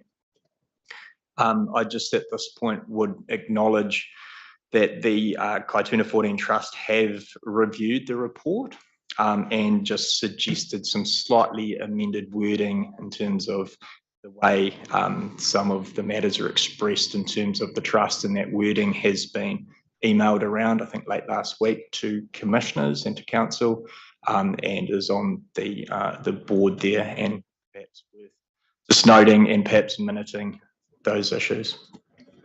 But it is not necessarily material to the report in its direction. So I guess just to reiterate, given these issues, the key is how do we move forward in terms of the decisions about moving towards construction of key infrastructure now for the Opal Drive and Papamoa East projects, and does that involve reconsidering the current funding model through this LTP? I'll hand over now to Fraser, who will go through those funding options. Okay, so where Andy started in terms of the problem that we've got at the moment is this $300 million worth of capital infrastructure that we're planning to put in. By the time we come to actually develop Te Tumu, that's well over $700 million with the compounding of interest. So these projects that we're talking about today afterwards sort of highlighted the issue that we had with this. And then the concerns that really came up with in terms of that level of debt was, first of all, that's a huge amount of TCC's debt capacity that's actually being strangled and not able to be freed up for other projects. And also in terms of there was a concern that makes the Te Tumu development actually unaffordable in terms of the development contributions. So therefore that doesn't even develop once it can. And again, the interest just keeps, so it was kind of in a vicious cycle. So we were just trying to work out what we could do, what would give us the best bang for our buck, for want of a better word, in terms of the minimum sort of investment we could put in to keep control of these costs. So what we actually came up with was, obviously the first option is just to leave it as it is. The second option in there is just to really refund for the next few years the interest that's been paid on those. Relatively minor changes that have very little impact on rates in the short term, but in the long term will have that rather poor outcome probably for TCC as a whole. So then what we did was say, okay, which are the projects that we could really look at that would, potentially setting up some sort of funding for some of these projects. And we came up with some criteria in terms of the projects that we thought would best meet those, and they're outlined in the paper. So then what we've come up with is looking at funding half of the cost of those projects from a targeted rate. And then we looked at the benefit of where those rates could be targeted from. Obviously, there's a citywide benefit in terms of a lot of the infrastructure that's going there, particularly like PEI, that's where you'll access through to. So there is benefits for the whole of the city because that's where they'll come through. And as I mentioned before, that wider benefit in terms of the not restricting the amount of debt that you've used up in that area. Then there's more direct benefits in terms of within the Wairakei area itself. There's obviously you've actually got the infrastructure that's being built now because of that area and the area just around that. So there's obviously more direct benefits there. And also in terms of some wider benefits around congestion and with the waters, you've got the ability to have, first of all, get the water in there and then giving you some backup for when things, to enable things to happen. So there is some wider benefits into the existing Papamoa area as well.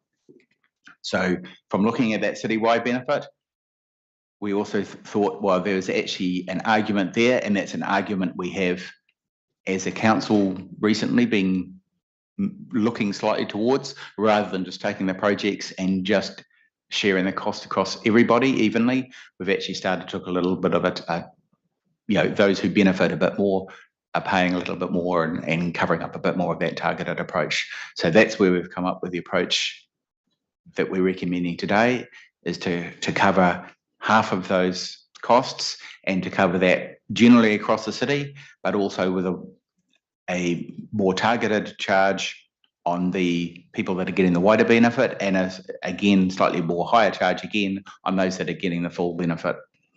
Those areas sort of outlined in table on page 12. And we also decided, after having come through and done all the calculations, given what's happening with Three Waters, that the recommendation only includes now the transportation projects. If Three Waters got significantly delayed, we could look at bringing more of that, that Three Water charges in later. Just quickly adding, or clarifying, the three options around the rates, the three rates options are based on just the Tutumu share of project costs, not the full project cost. The rest of the project cost has existing funding sources in place.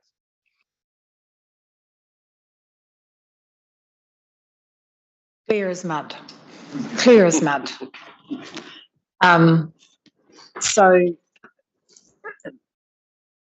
So the difficulty is, as you say, I mean, we've been here 2.5 years, and I think in that time, a lot of work and support has gone into TK14 in order to enable Tutumu to be realised. But it seems to be, it's getting further and further away. And under the current RMA and NPS, it's become more difficult. Let alone, well, under the new, we've got a new RMA, and that it seems to me that that's going to be nigh impossible. So how do we deal with the debt in the fair way that then enables the city? Because my understanding is that the Opal Drive needs to happen, the investment needs to happen. It was built as a short-term, I don't want to use the term temporary, but it was to enable that growth, that rapid growth to be supported, and it needs the upgrade in order to not only provide for Wairakei, but to shore up the existing users with a reliable treatment station. So that has to happen regardless of whether Tutumu ever goes ahead or not. And the PEI is also an extremely important piece of infrastructure. Should have been constructed at the time that the TEL was constructed. Would have been a hell of a lot cheaper, and probably central government would have paid for it. One always lives in hope. But so they're two essential pieces of infrastructure for the existing population and the Wairakei population that is underway, being developed now. That could, but the charges have been identified as coming under the ever decreasing into the distance to Tumu. So how do we manage that? And I think you've given us some really good options to consider to manage this in a way that is, again, fair and equitable, that doesn't leave existing ratepayers with this enormous debt accumulating on their books, which just isn't fair. And again, it underlines this funding system is so broken that the ratepayer takes all the risk, underwrites all the costs, and bears the burden of that, and then central government whips up all the benefits, and that seems wrong, and we'll continue to advocate for a better way of dealing with it. Okay, so if we open it up for questions, Shad. Thanks, Anne. Yeah, I do support the comments that you've made. I mean, yeah, there are significant risks, and I mean, I think when I moved back to Tauranga 20 odd years ago, gosh, this thing's still bubbling away and hasn't really gone anywhere. So And from a mana whenua point of view, sitting on some of those conversations probably 6 months ago, they have some major concerns about Te Tumu being developed, regardless of whether TK14 can proceed or not. And so there is significant risk from a planning perspective for that to proceed, and given those issues that mana whenua have around the community residing in that particular part of the sub-region, will be a challenge. I think stepping through a planning process where a larger number of the iwi don't actually support housing going in that area is a significant risk. I think too, I mean, it's great having good advice about how we're managing, the 600 odd million to the Te Tumu portion, but also what we need to get out of it now to be able to support the existing community. And when the commission came in, we talked a lot about providing for the needs of the existing ratepayers, not just solely focusing on those that were wanting to come and live here, the growth component.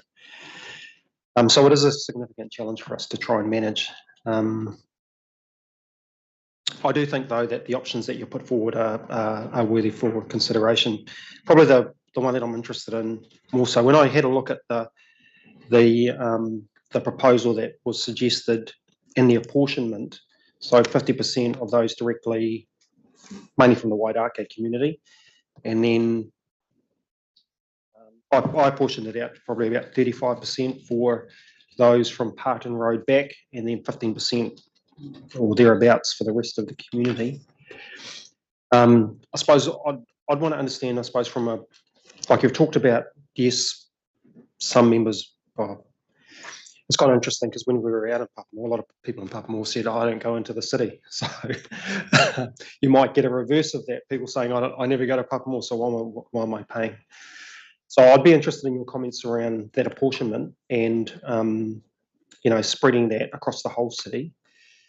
I've heard your commentary about, yep, there is benefit for the wider community, but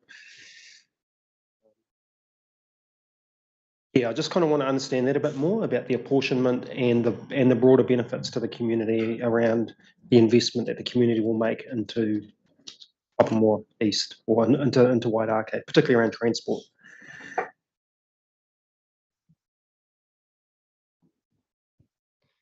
Yeah, I think from a strategic level, first of all, what we're trying to do is build a really strong centre out in Papamoa East, somewhere where people can live, work and play, a large town centre with high density housing that's more sustainable, that will allow people to particularly work close to where they live rather than commuting, which will take some pressure off the roading network, which everyone will benefit from, or at least reduce the increasing pressure that is on our roading network.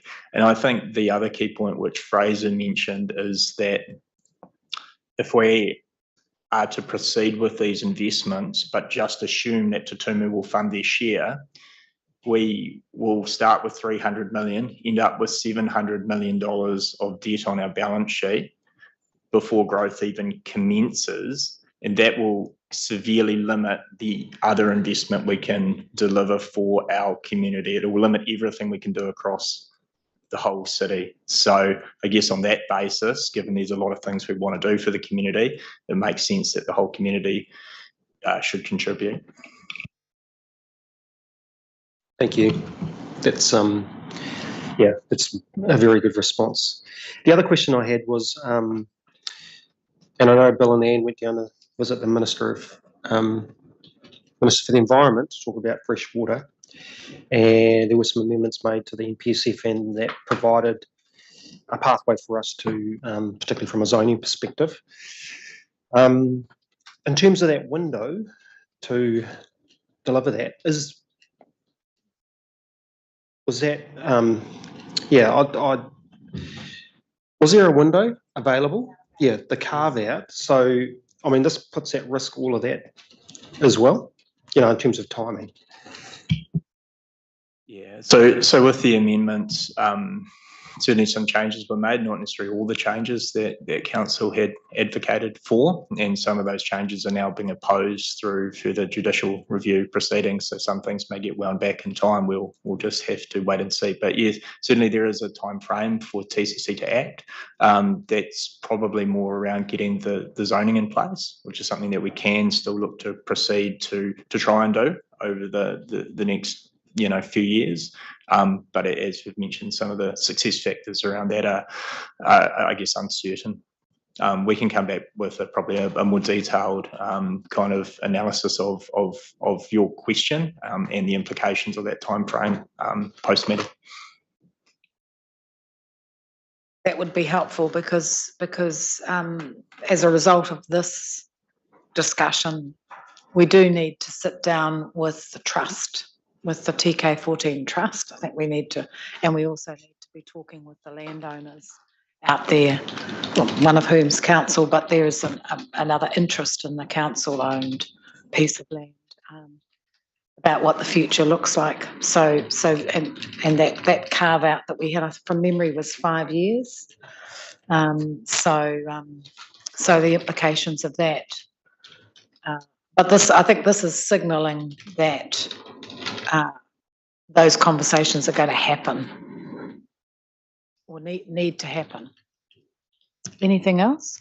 Yeah, Stephen. Chair, I support the recommendation, happy to move it.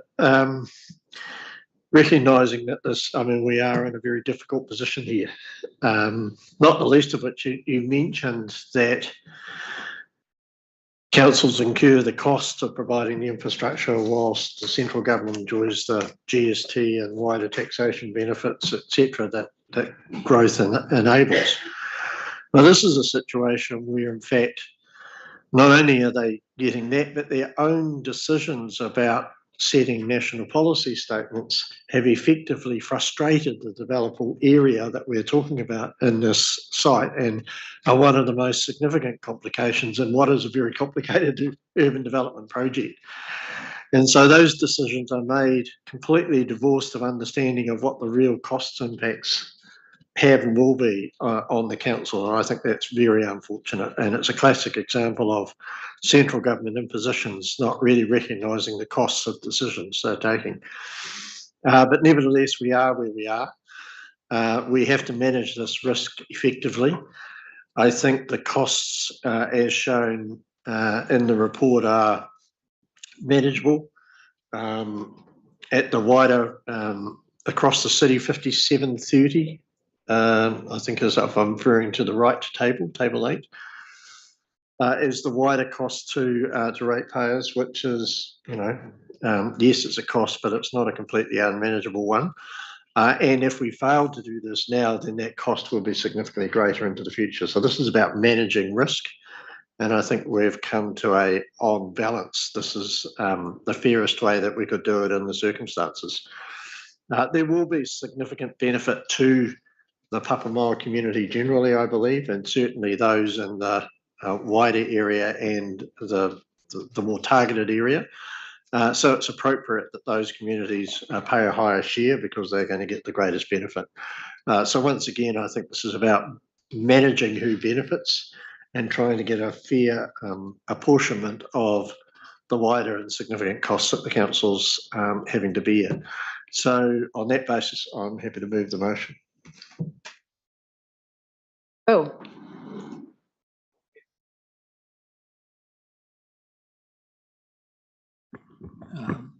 Observations, and I'm probably picking up, Fraser, you made a comment in terms of the potential for this model to have wider application in the city. I take it from that's part of a rethink of how we look at and then fund growth. So, because traditionally a lot of it's been across all of the city and infrastructure has gone in. So I just wanted to tease out the thinking on that particular matter first. Yeah, the comment wasn't so much in relation to growth in general, because we still have that, as far as we can, we still have the philosophy of growth pays for growth. But we have in the past where we've had other events like stormwater events in certain areas, we've put that cost across the city. And that's traditionally how council sort of approached most of those sorts of decisions. So they're rates spreading decisions as opposed to necessarily growth. But I was referring to earlier a week ago where we looked at that in relation to the backlog of development contributions, and we looked at bringing a slightly more targeted approach in that. So it was really just, again, they're kind of in line where we're sort of saying we have always just put the costs across the city, and this is a slight change where still most of the costs are going across the city, but we are also looking at those areas where there's more of a targeted benefit.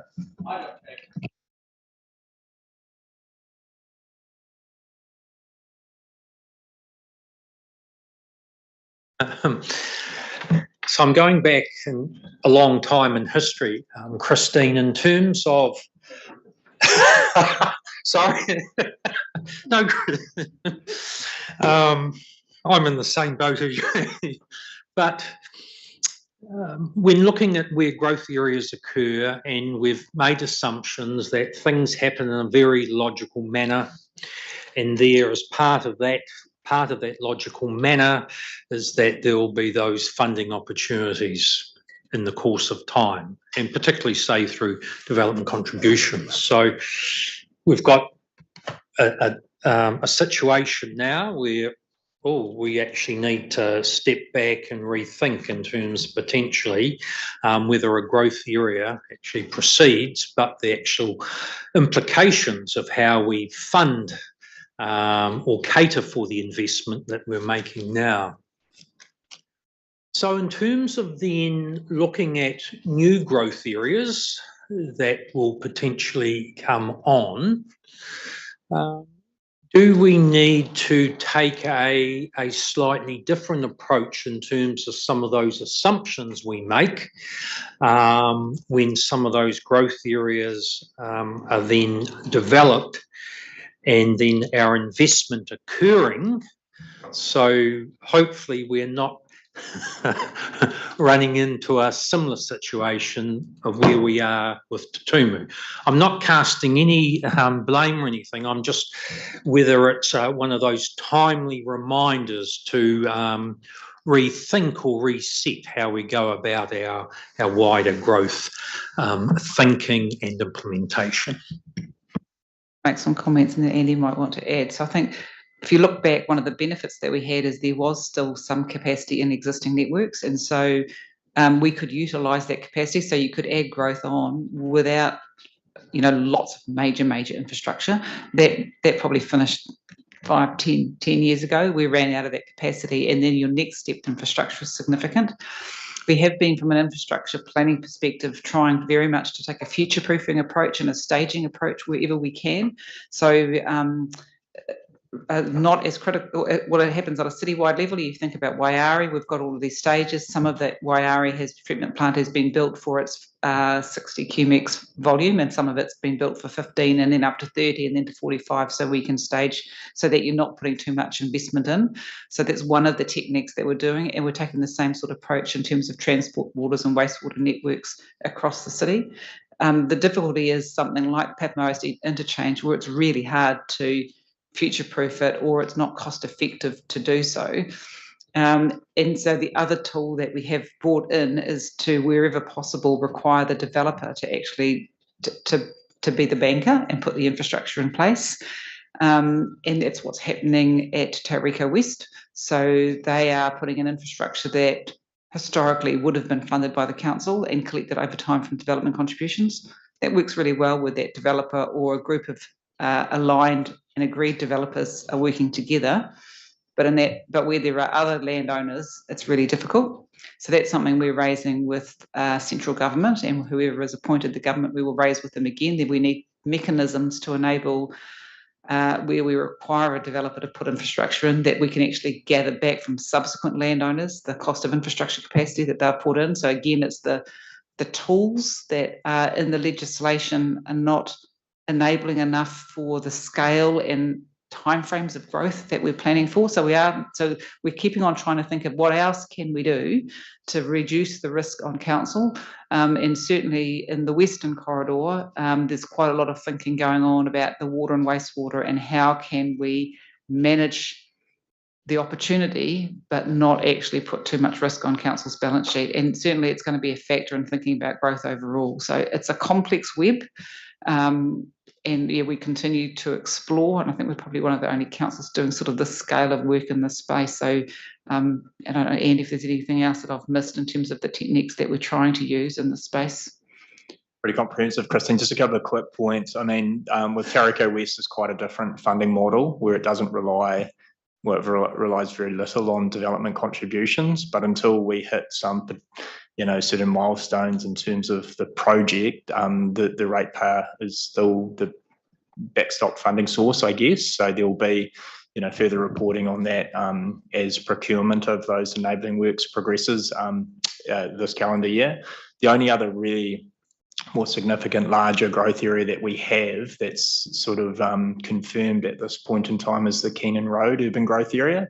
And there's not a lot of the infrastructure investment for that is more standalone, related only to Keenan Road.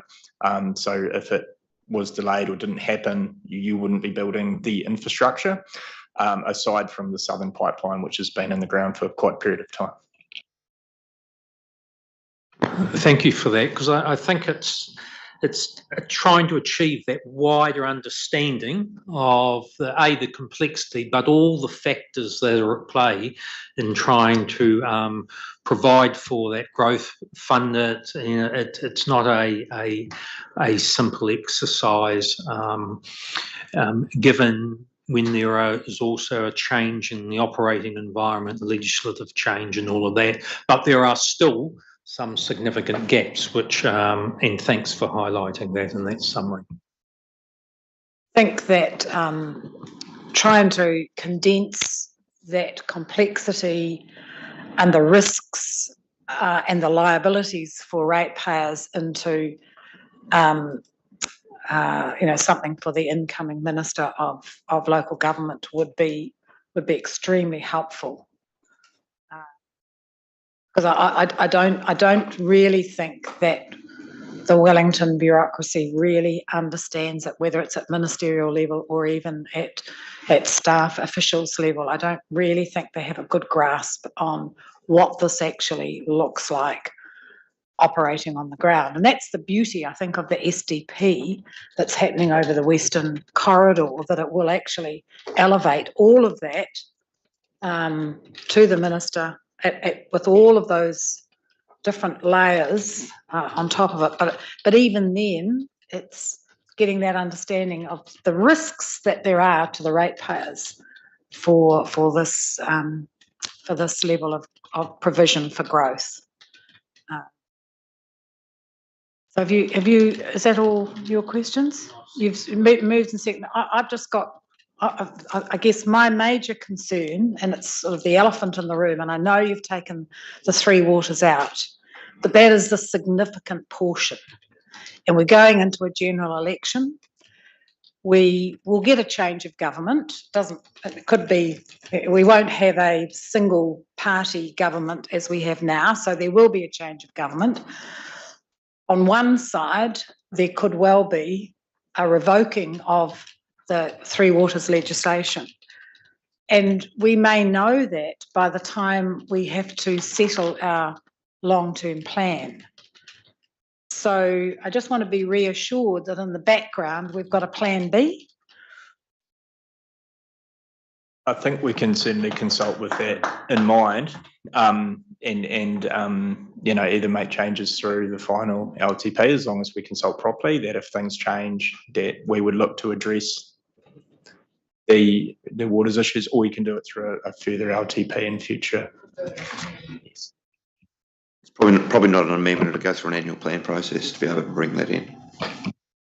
You wouldn't be able to bring it in year one of the LTP unless you consult on it. So if you pass the resolutions as has been moved, then you couldn't subsequently through the consultation process approve a waters targeted rate because you haven't consulted on it. But you could indicate it as year 2 and then consult on it through the annual plan and go through there. So you just would miss out on year 1. So you could signal that. And we could put some wording in the consultation document that says if the circumstances change, then you'll consider and consult on it in year 2, so that you could bring it through into the LTP on that basis. Yeah. I think the honest thing to do would be to signal it, because this is a live option, isn't it? And even if that happens, we don't know what the alternative is either. So and that is a significant cost. So it might completely change what we do. Okay, that's fine. Anything else? So moved and seconded then.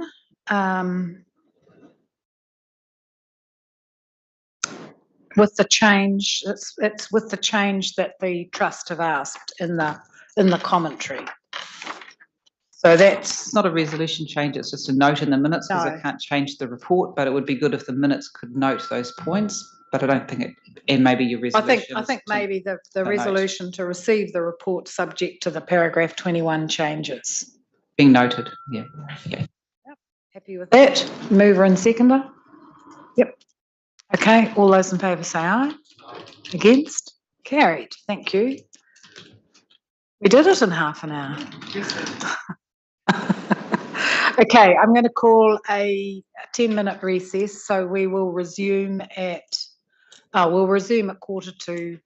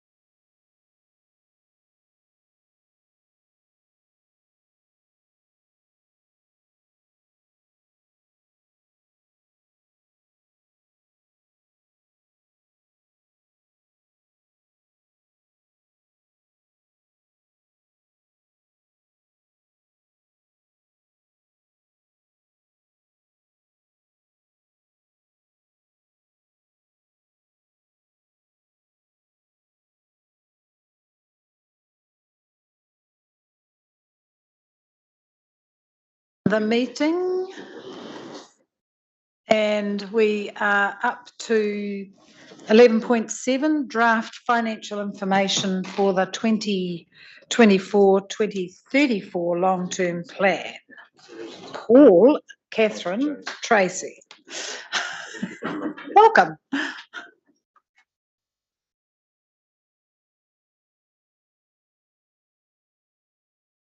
Okay, so good morning, everyone.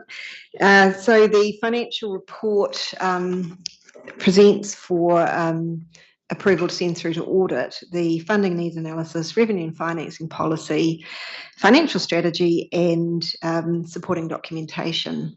So you've seen a lot of the funding needs analysis and revenue and financing policy. We did update that to reflect the decisions on rating and the new rating category, etc. So those are the changes that will have flowed through to there. And then the financial strategy flows from all the work that's happened across rating considerations, user fees, and all the sort of funding and financing tools that have come in front of you today. So as Paul mentioned, we have tabled some changes to some of the material, and I just thought we'd go through just at a very high level what the strategy is covering and mention where those changes fit. So the financial strategy looks at how we're going to fund and finance our capital investments and other expenditure. So the first section does identify your priority investments, and we provided just a tree graph of the work that's happening on that 3.4 billion of capital, and then go on to look at the borrowing required to do that. We have a strong credit rating, an A+ credit rating, and we have identified in that revenue and financing policy that borrowing is the appropriate way to fund long-term investment, because that's the way future generations or later ratepayers can come in and pay their share. So we borrow primarily through LGFA at very competitive rates, and an A+ rating is higher than most strong companies. So we have the benefit of being able to rate, which is effectively a tax, so that gives us some more financial certainty. So looking at the debt profile, we're looking at gross debt getting up to about 1.8 billion, and that was the amended comment, a net debt about 1.7. And the first change that we made, that we tabled, have you got that there? Thanks. Was actually reflecting when we reviewed the debt profile after we disposed of transfer waters. A lot of that debt in waters is actually growth debt. So the amended debt profile shows that the growth beyond 2027 is primarily in non-growth debt. The second graph that we replaced was because we hadn't inflated all of the costs flowing through, as we discovered. We actually moved out some of the debt retirement just to keep those rating increases over time at a similar level to what we'd advised. So the debt to revenue limits are higher. We haven't flowed all the financials through the model yet, so these are estimates and quite conservative estimates. So we're sort of saying between 250 and 260. It's not likely to get as high as 260 debt to revenue ratio, and that's well within our limits of 280. But just for the purposes of presenting the report and the story that we're trying to tell on the strategy, we thought it's better to be conservative. And we'll, once we've finished flowing that material through the model, we'll send that out, and it'll come to a subsequent council meeting. And then a few, so what we focused on and what we've talked about a lot today is paying a fair share. So page 190, we start to just display graphically for you who actually is paying. So the first graph there is on who's paying for the capital program, and you'll see again that dark blue colour is people paying rates and user fees through ratepayer funded debt. Pays more than half, so heading up towards 60%. A couple of extra new wedges, if you like, have come into that pie diagram with the infrastructure funding and financing. That in the end is also paid for by ratepayers, but it's off balance sheet. So just call out that that the people really paying are still the ratepayers. And then there is quite a large proportion of assumed funding from Waka Kotahi and other government grants. The other government grants are primarily around Te Manawa o Te Papa, and the Waka Kotahi, we've assumed a continuation at 51%. So that's an assumption of the strategy at this stage. Obviously, if funding is less, then there'll be a consideration of the level of or timing of investment as one of the potential mitigations there. And then in terms of operational expenditure, general rates, which is the next one on page 191, general rates is looking to pay about 66%. With targeted rates another 8%, and then you see user fees and charges about 17%. And again, subsidies come from various government agencies, but mainly Waka Kotahi again. I won't sort of go through too much detail, but on sort of a couple of pages on, we have put the table of key financials, and what we tabled as the corrections included those revised tables. So the ones with the kind of orange shading, the revised tables, and indicate what we expect to see, which is rates increases over time in that 6 or 7% range, and debt to revenue in the 250 to 260 at the max range by the end. To maintain, with the extra costs that came through, the inflation or expected to come through, we've actually, for the purpose of this, taken out all of the retirement of unfunded liabilities that we'd assumed, and then as we actually run the detail of the processes, we'll see what we can bring back in. So we'll present that to you when that's completed. I think beyond that, we'd take any questions. In year 2027. So in Can you explain 2027, well, under the legislation, we assume that Three Waters transfers to the new entity. So in our accounts, that means the debt comes away, we lose the assets. We have not, you'll see in the supporting documentation, we've only carried the financial statement of financial position through till 26, because the guidance of actually how we treat that in an accounting sense hasn't come out from Wellington yet. Note somewhere that explains it, because it looks odd. Okay, so we would have had a paragraph in there that explains it, but we can maybe reiterate it with a note under the graph. I think so. My question was, and it's not really to do with this, but how does, if you look at the two graphs on page 190 and 191, have we had a look at how that compares with other metro cities?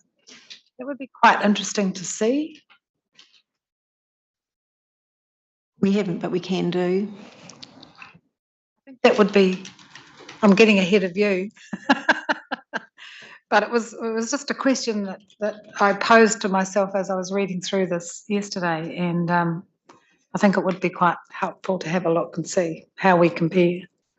We've looked in the past, we have been a little bit lower on that rates relative to user fees and so forth, but we need to redo it after the changes, because it's designed to address that.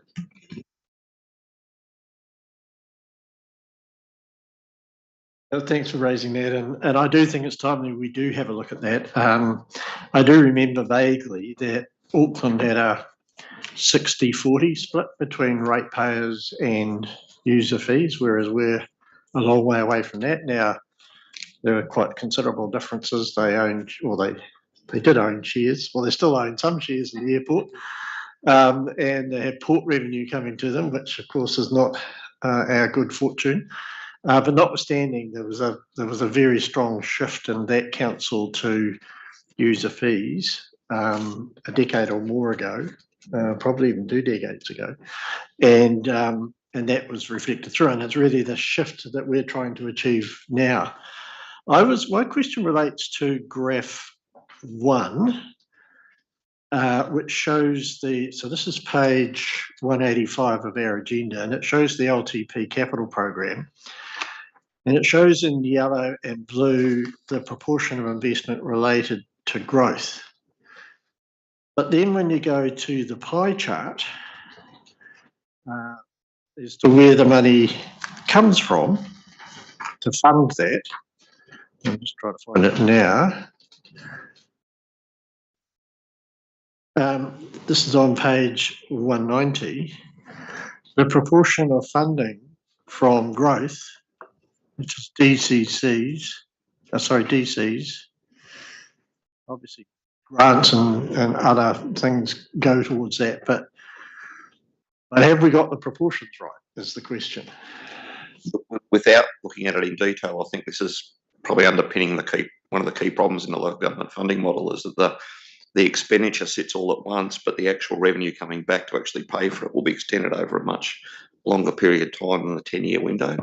So our DC number will be a lower number than effectively what the expenditure flowing out will look like.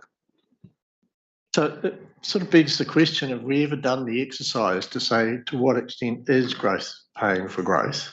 How much of that are we recovering over time? And certainly, Sir Fraser has run numbers and through the under-collection report into the LTP.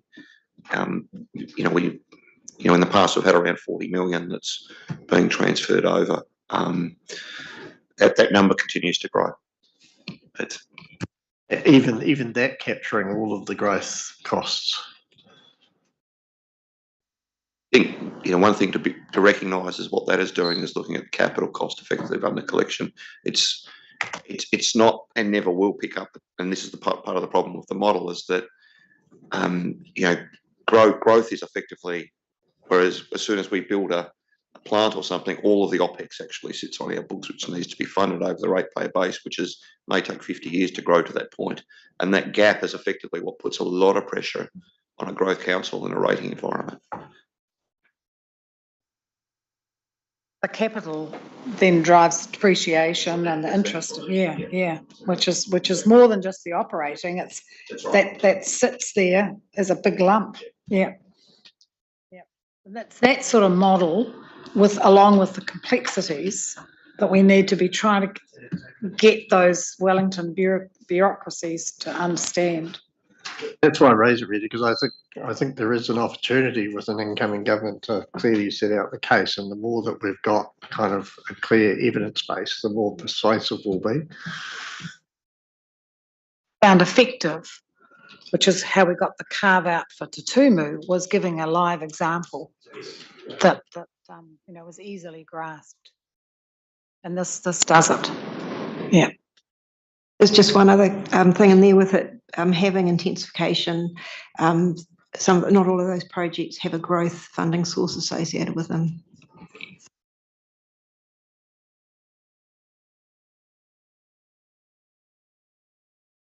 Questions? Yeah, Shad. Thank you. I'm just having a look at the graph on page 191 as well. So water by metre, I assume the 2% is because waters is coming out, but traditionally it would have been a lot higher than the 2%. So, Stephen's pointed out fees and charges. That might have been a higher proportion if we were thinking about fees and charges. If water was in, it might have been 20 or 30%. Oh, actually, it's 20% now, but it may have been 30% if water's stayed in. That 2% represents 2 years. So that would be, I guess, another 10. If you go to the next graph, which shows the yearly figure, the 24-25, it will give you an indication of how much is sitting in waters.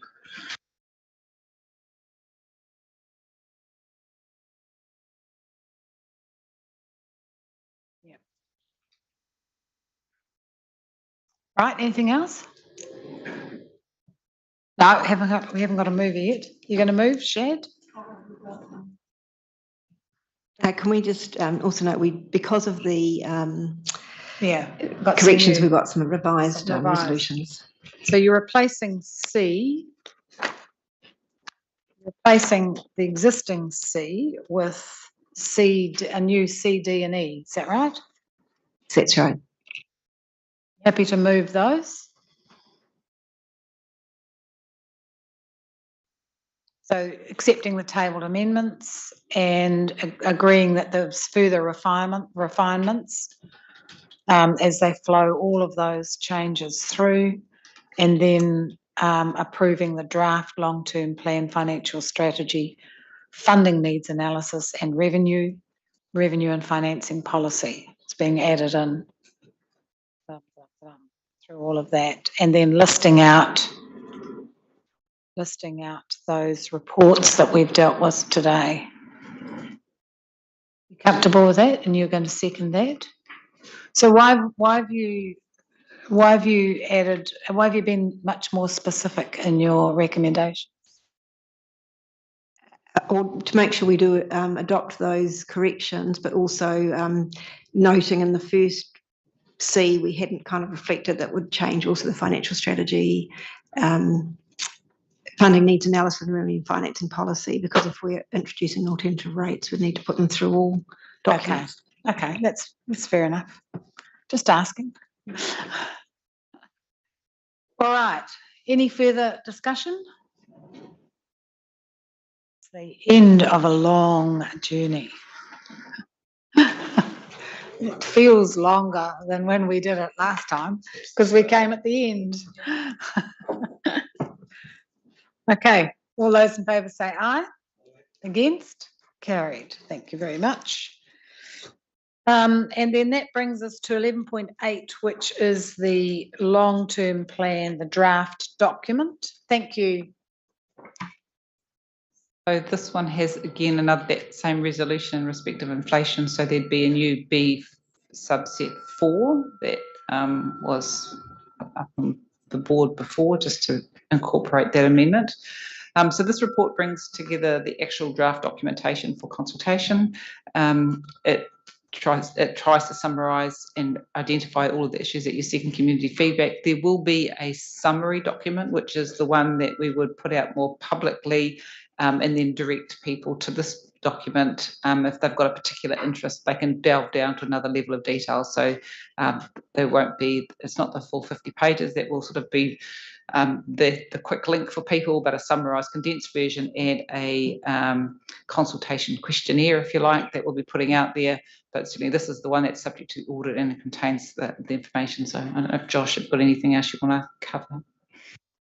Yes, since the agenda was published, we have had an update which has been tabled, which is pages 28 and 29 of the consultation document. I was given some information from building services. So this is in regards to the targeted rate for pool inspections. They have had some updated information to say that the average, if I just want to get this right. Oh, sorry, wrong part. The average inspection time for the inspector is 70 minutes, and then there's 25 minutes for the administration part of that. So that has results in a fee of $322.95, which then, if charged annually, is $107.65. So it's updating that to be the targeted rate. Also, just to add that there is a one-off charge of $175 for follow-up if required. So with that, we'd add resolution that's up there now and also 4 to the other one. So just get these recommendations right. So we've got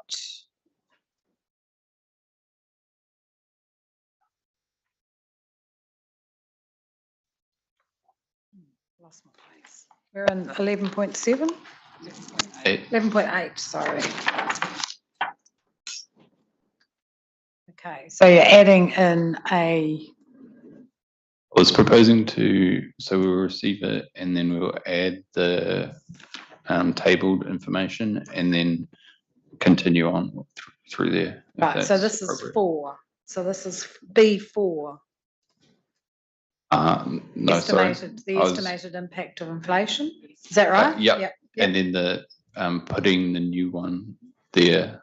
And receiving the new report with receiving the report with the tabled amendment. That's correct. Okay. And also happy to take any questions.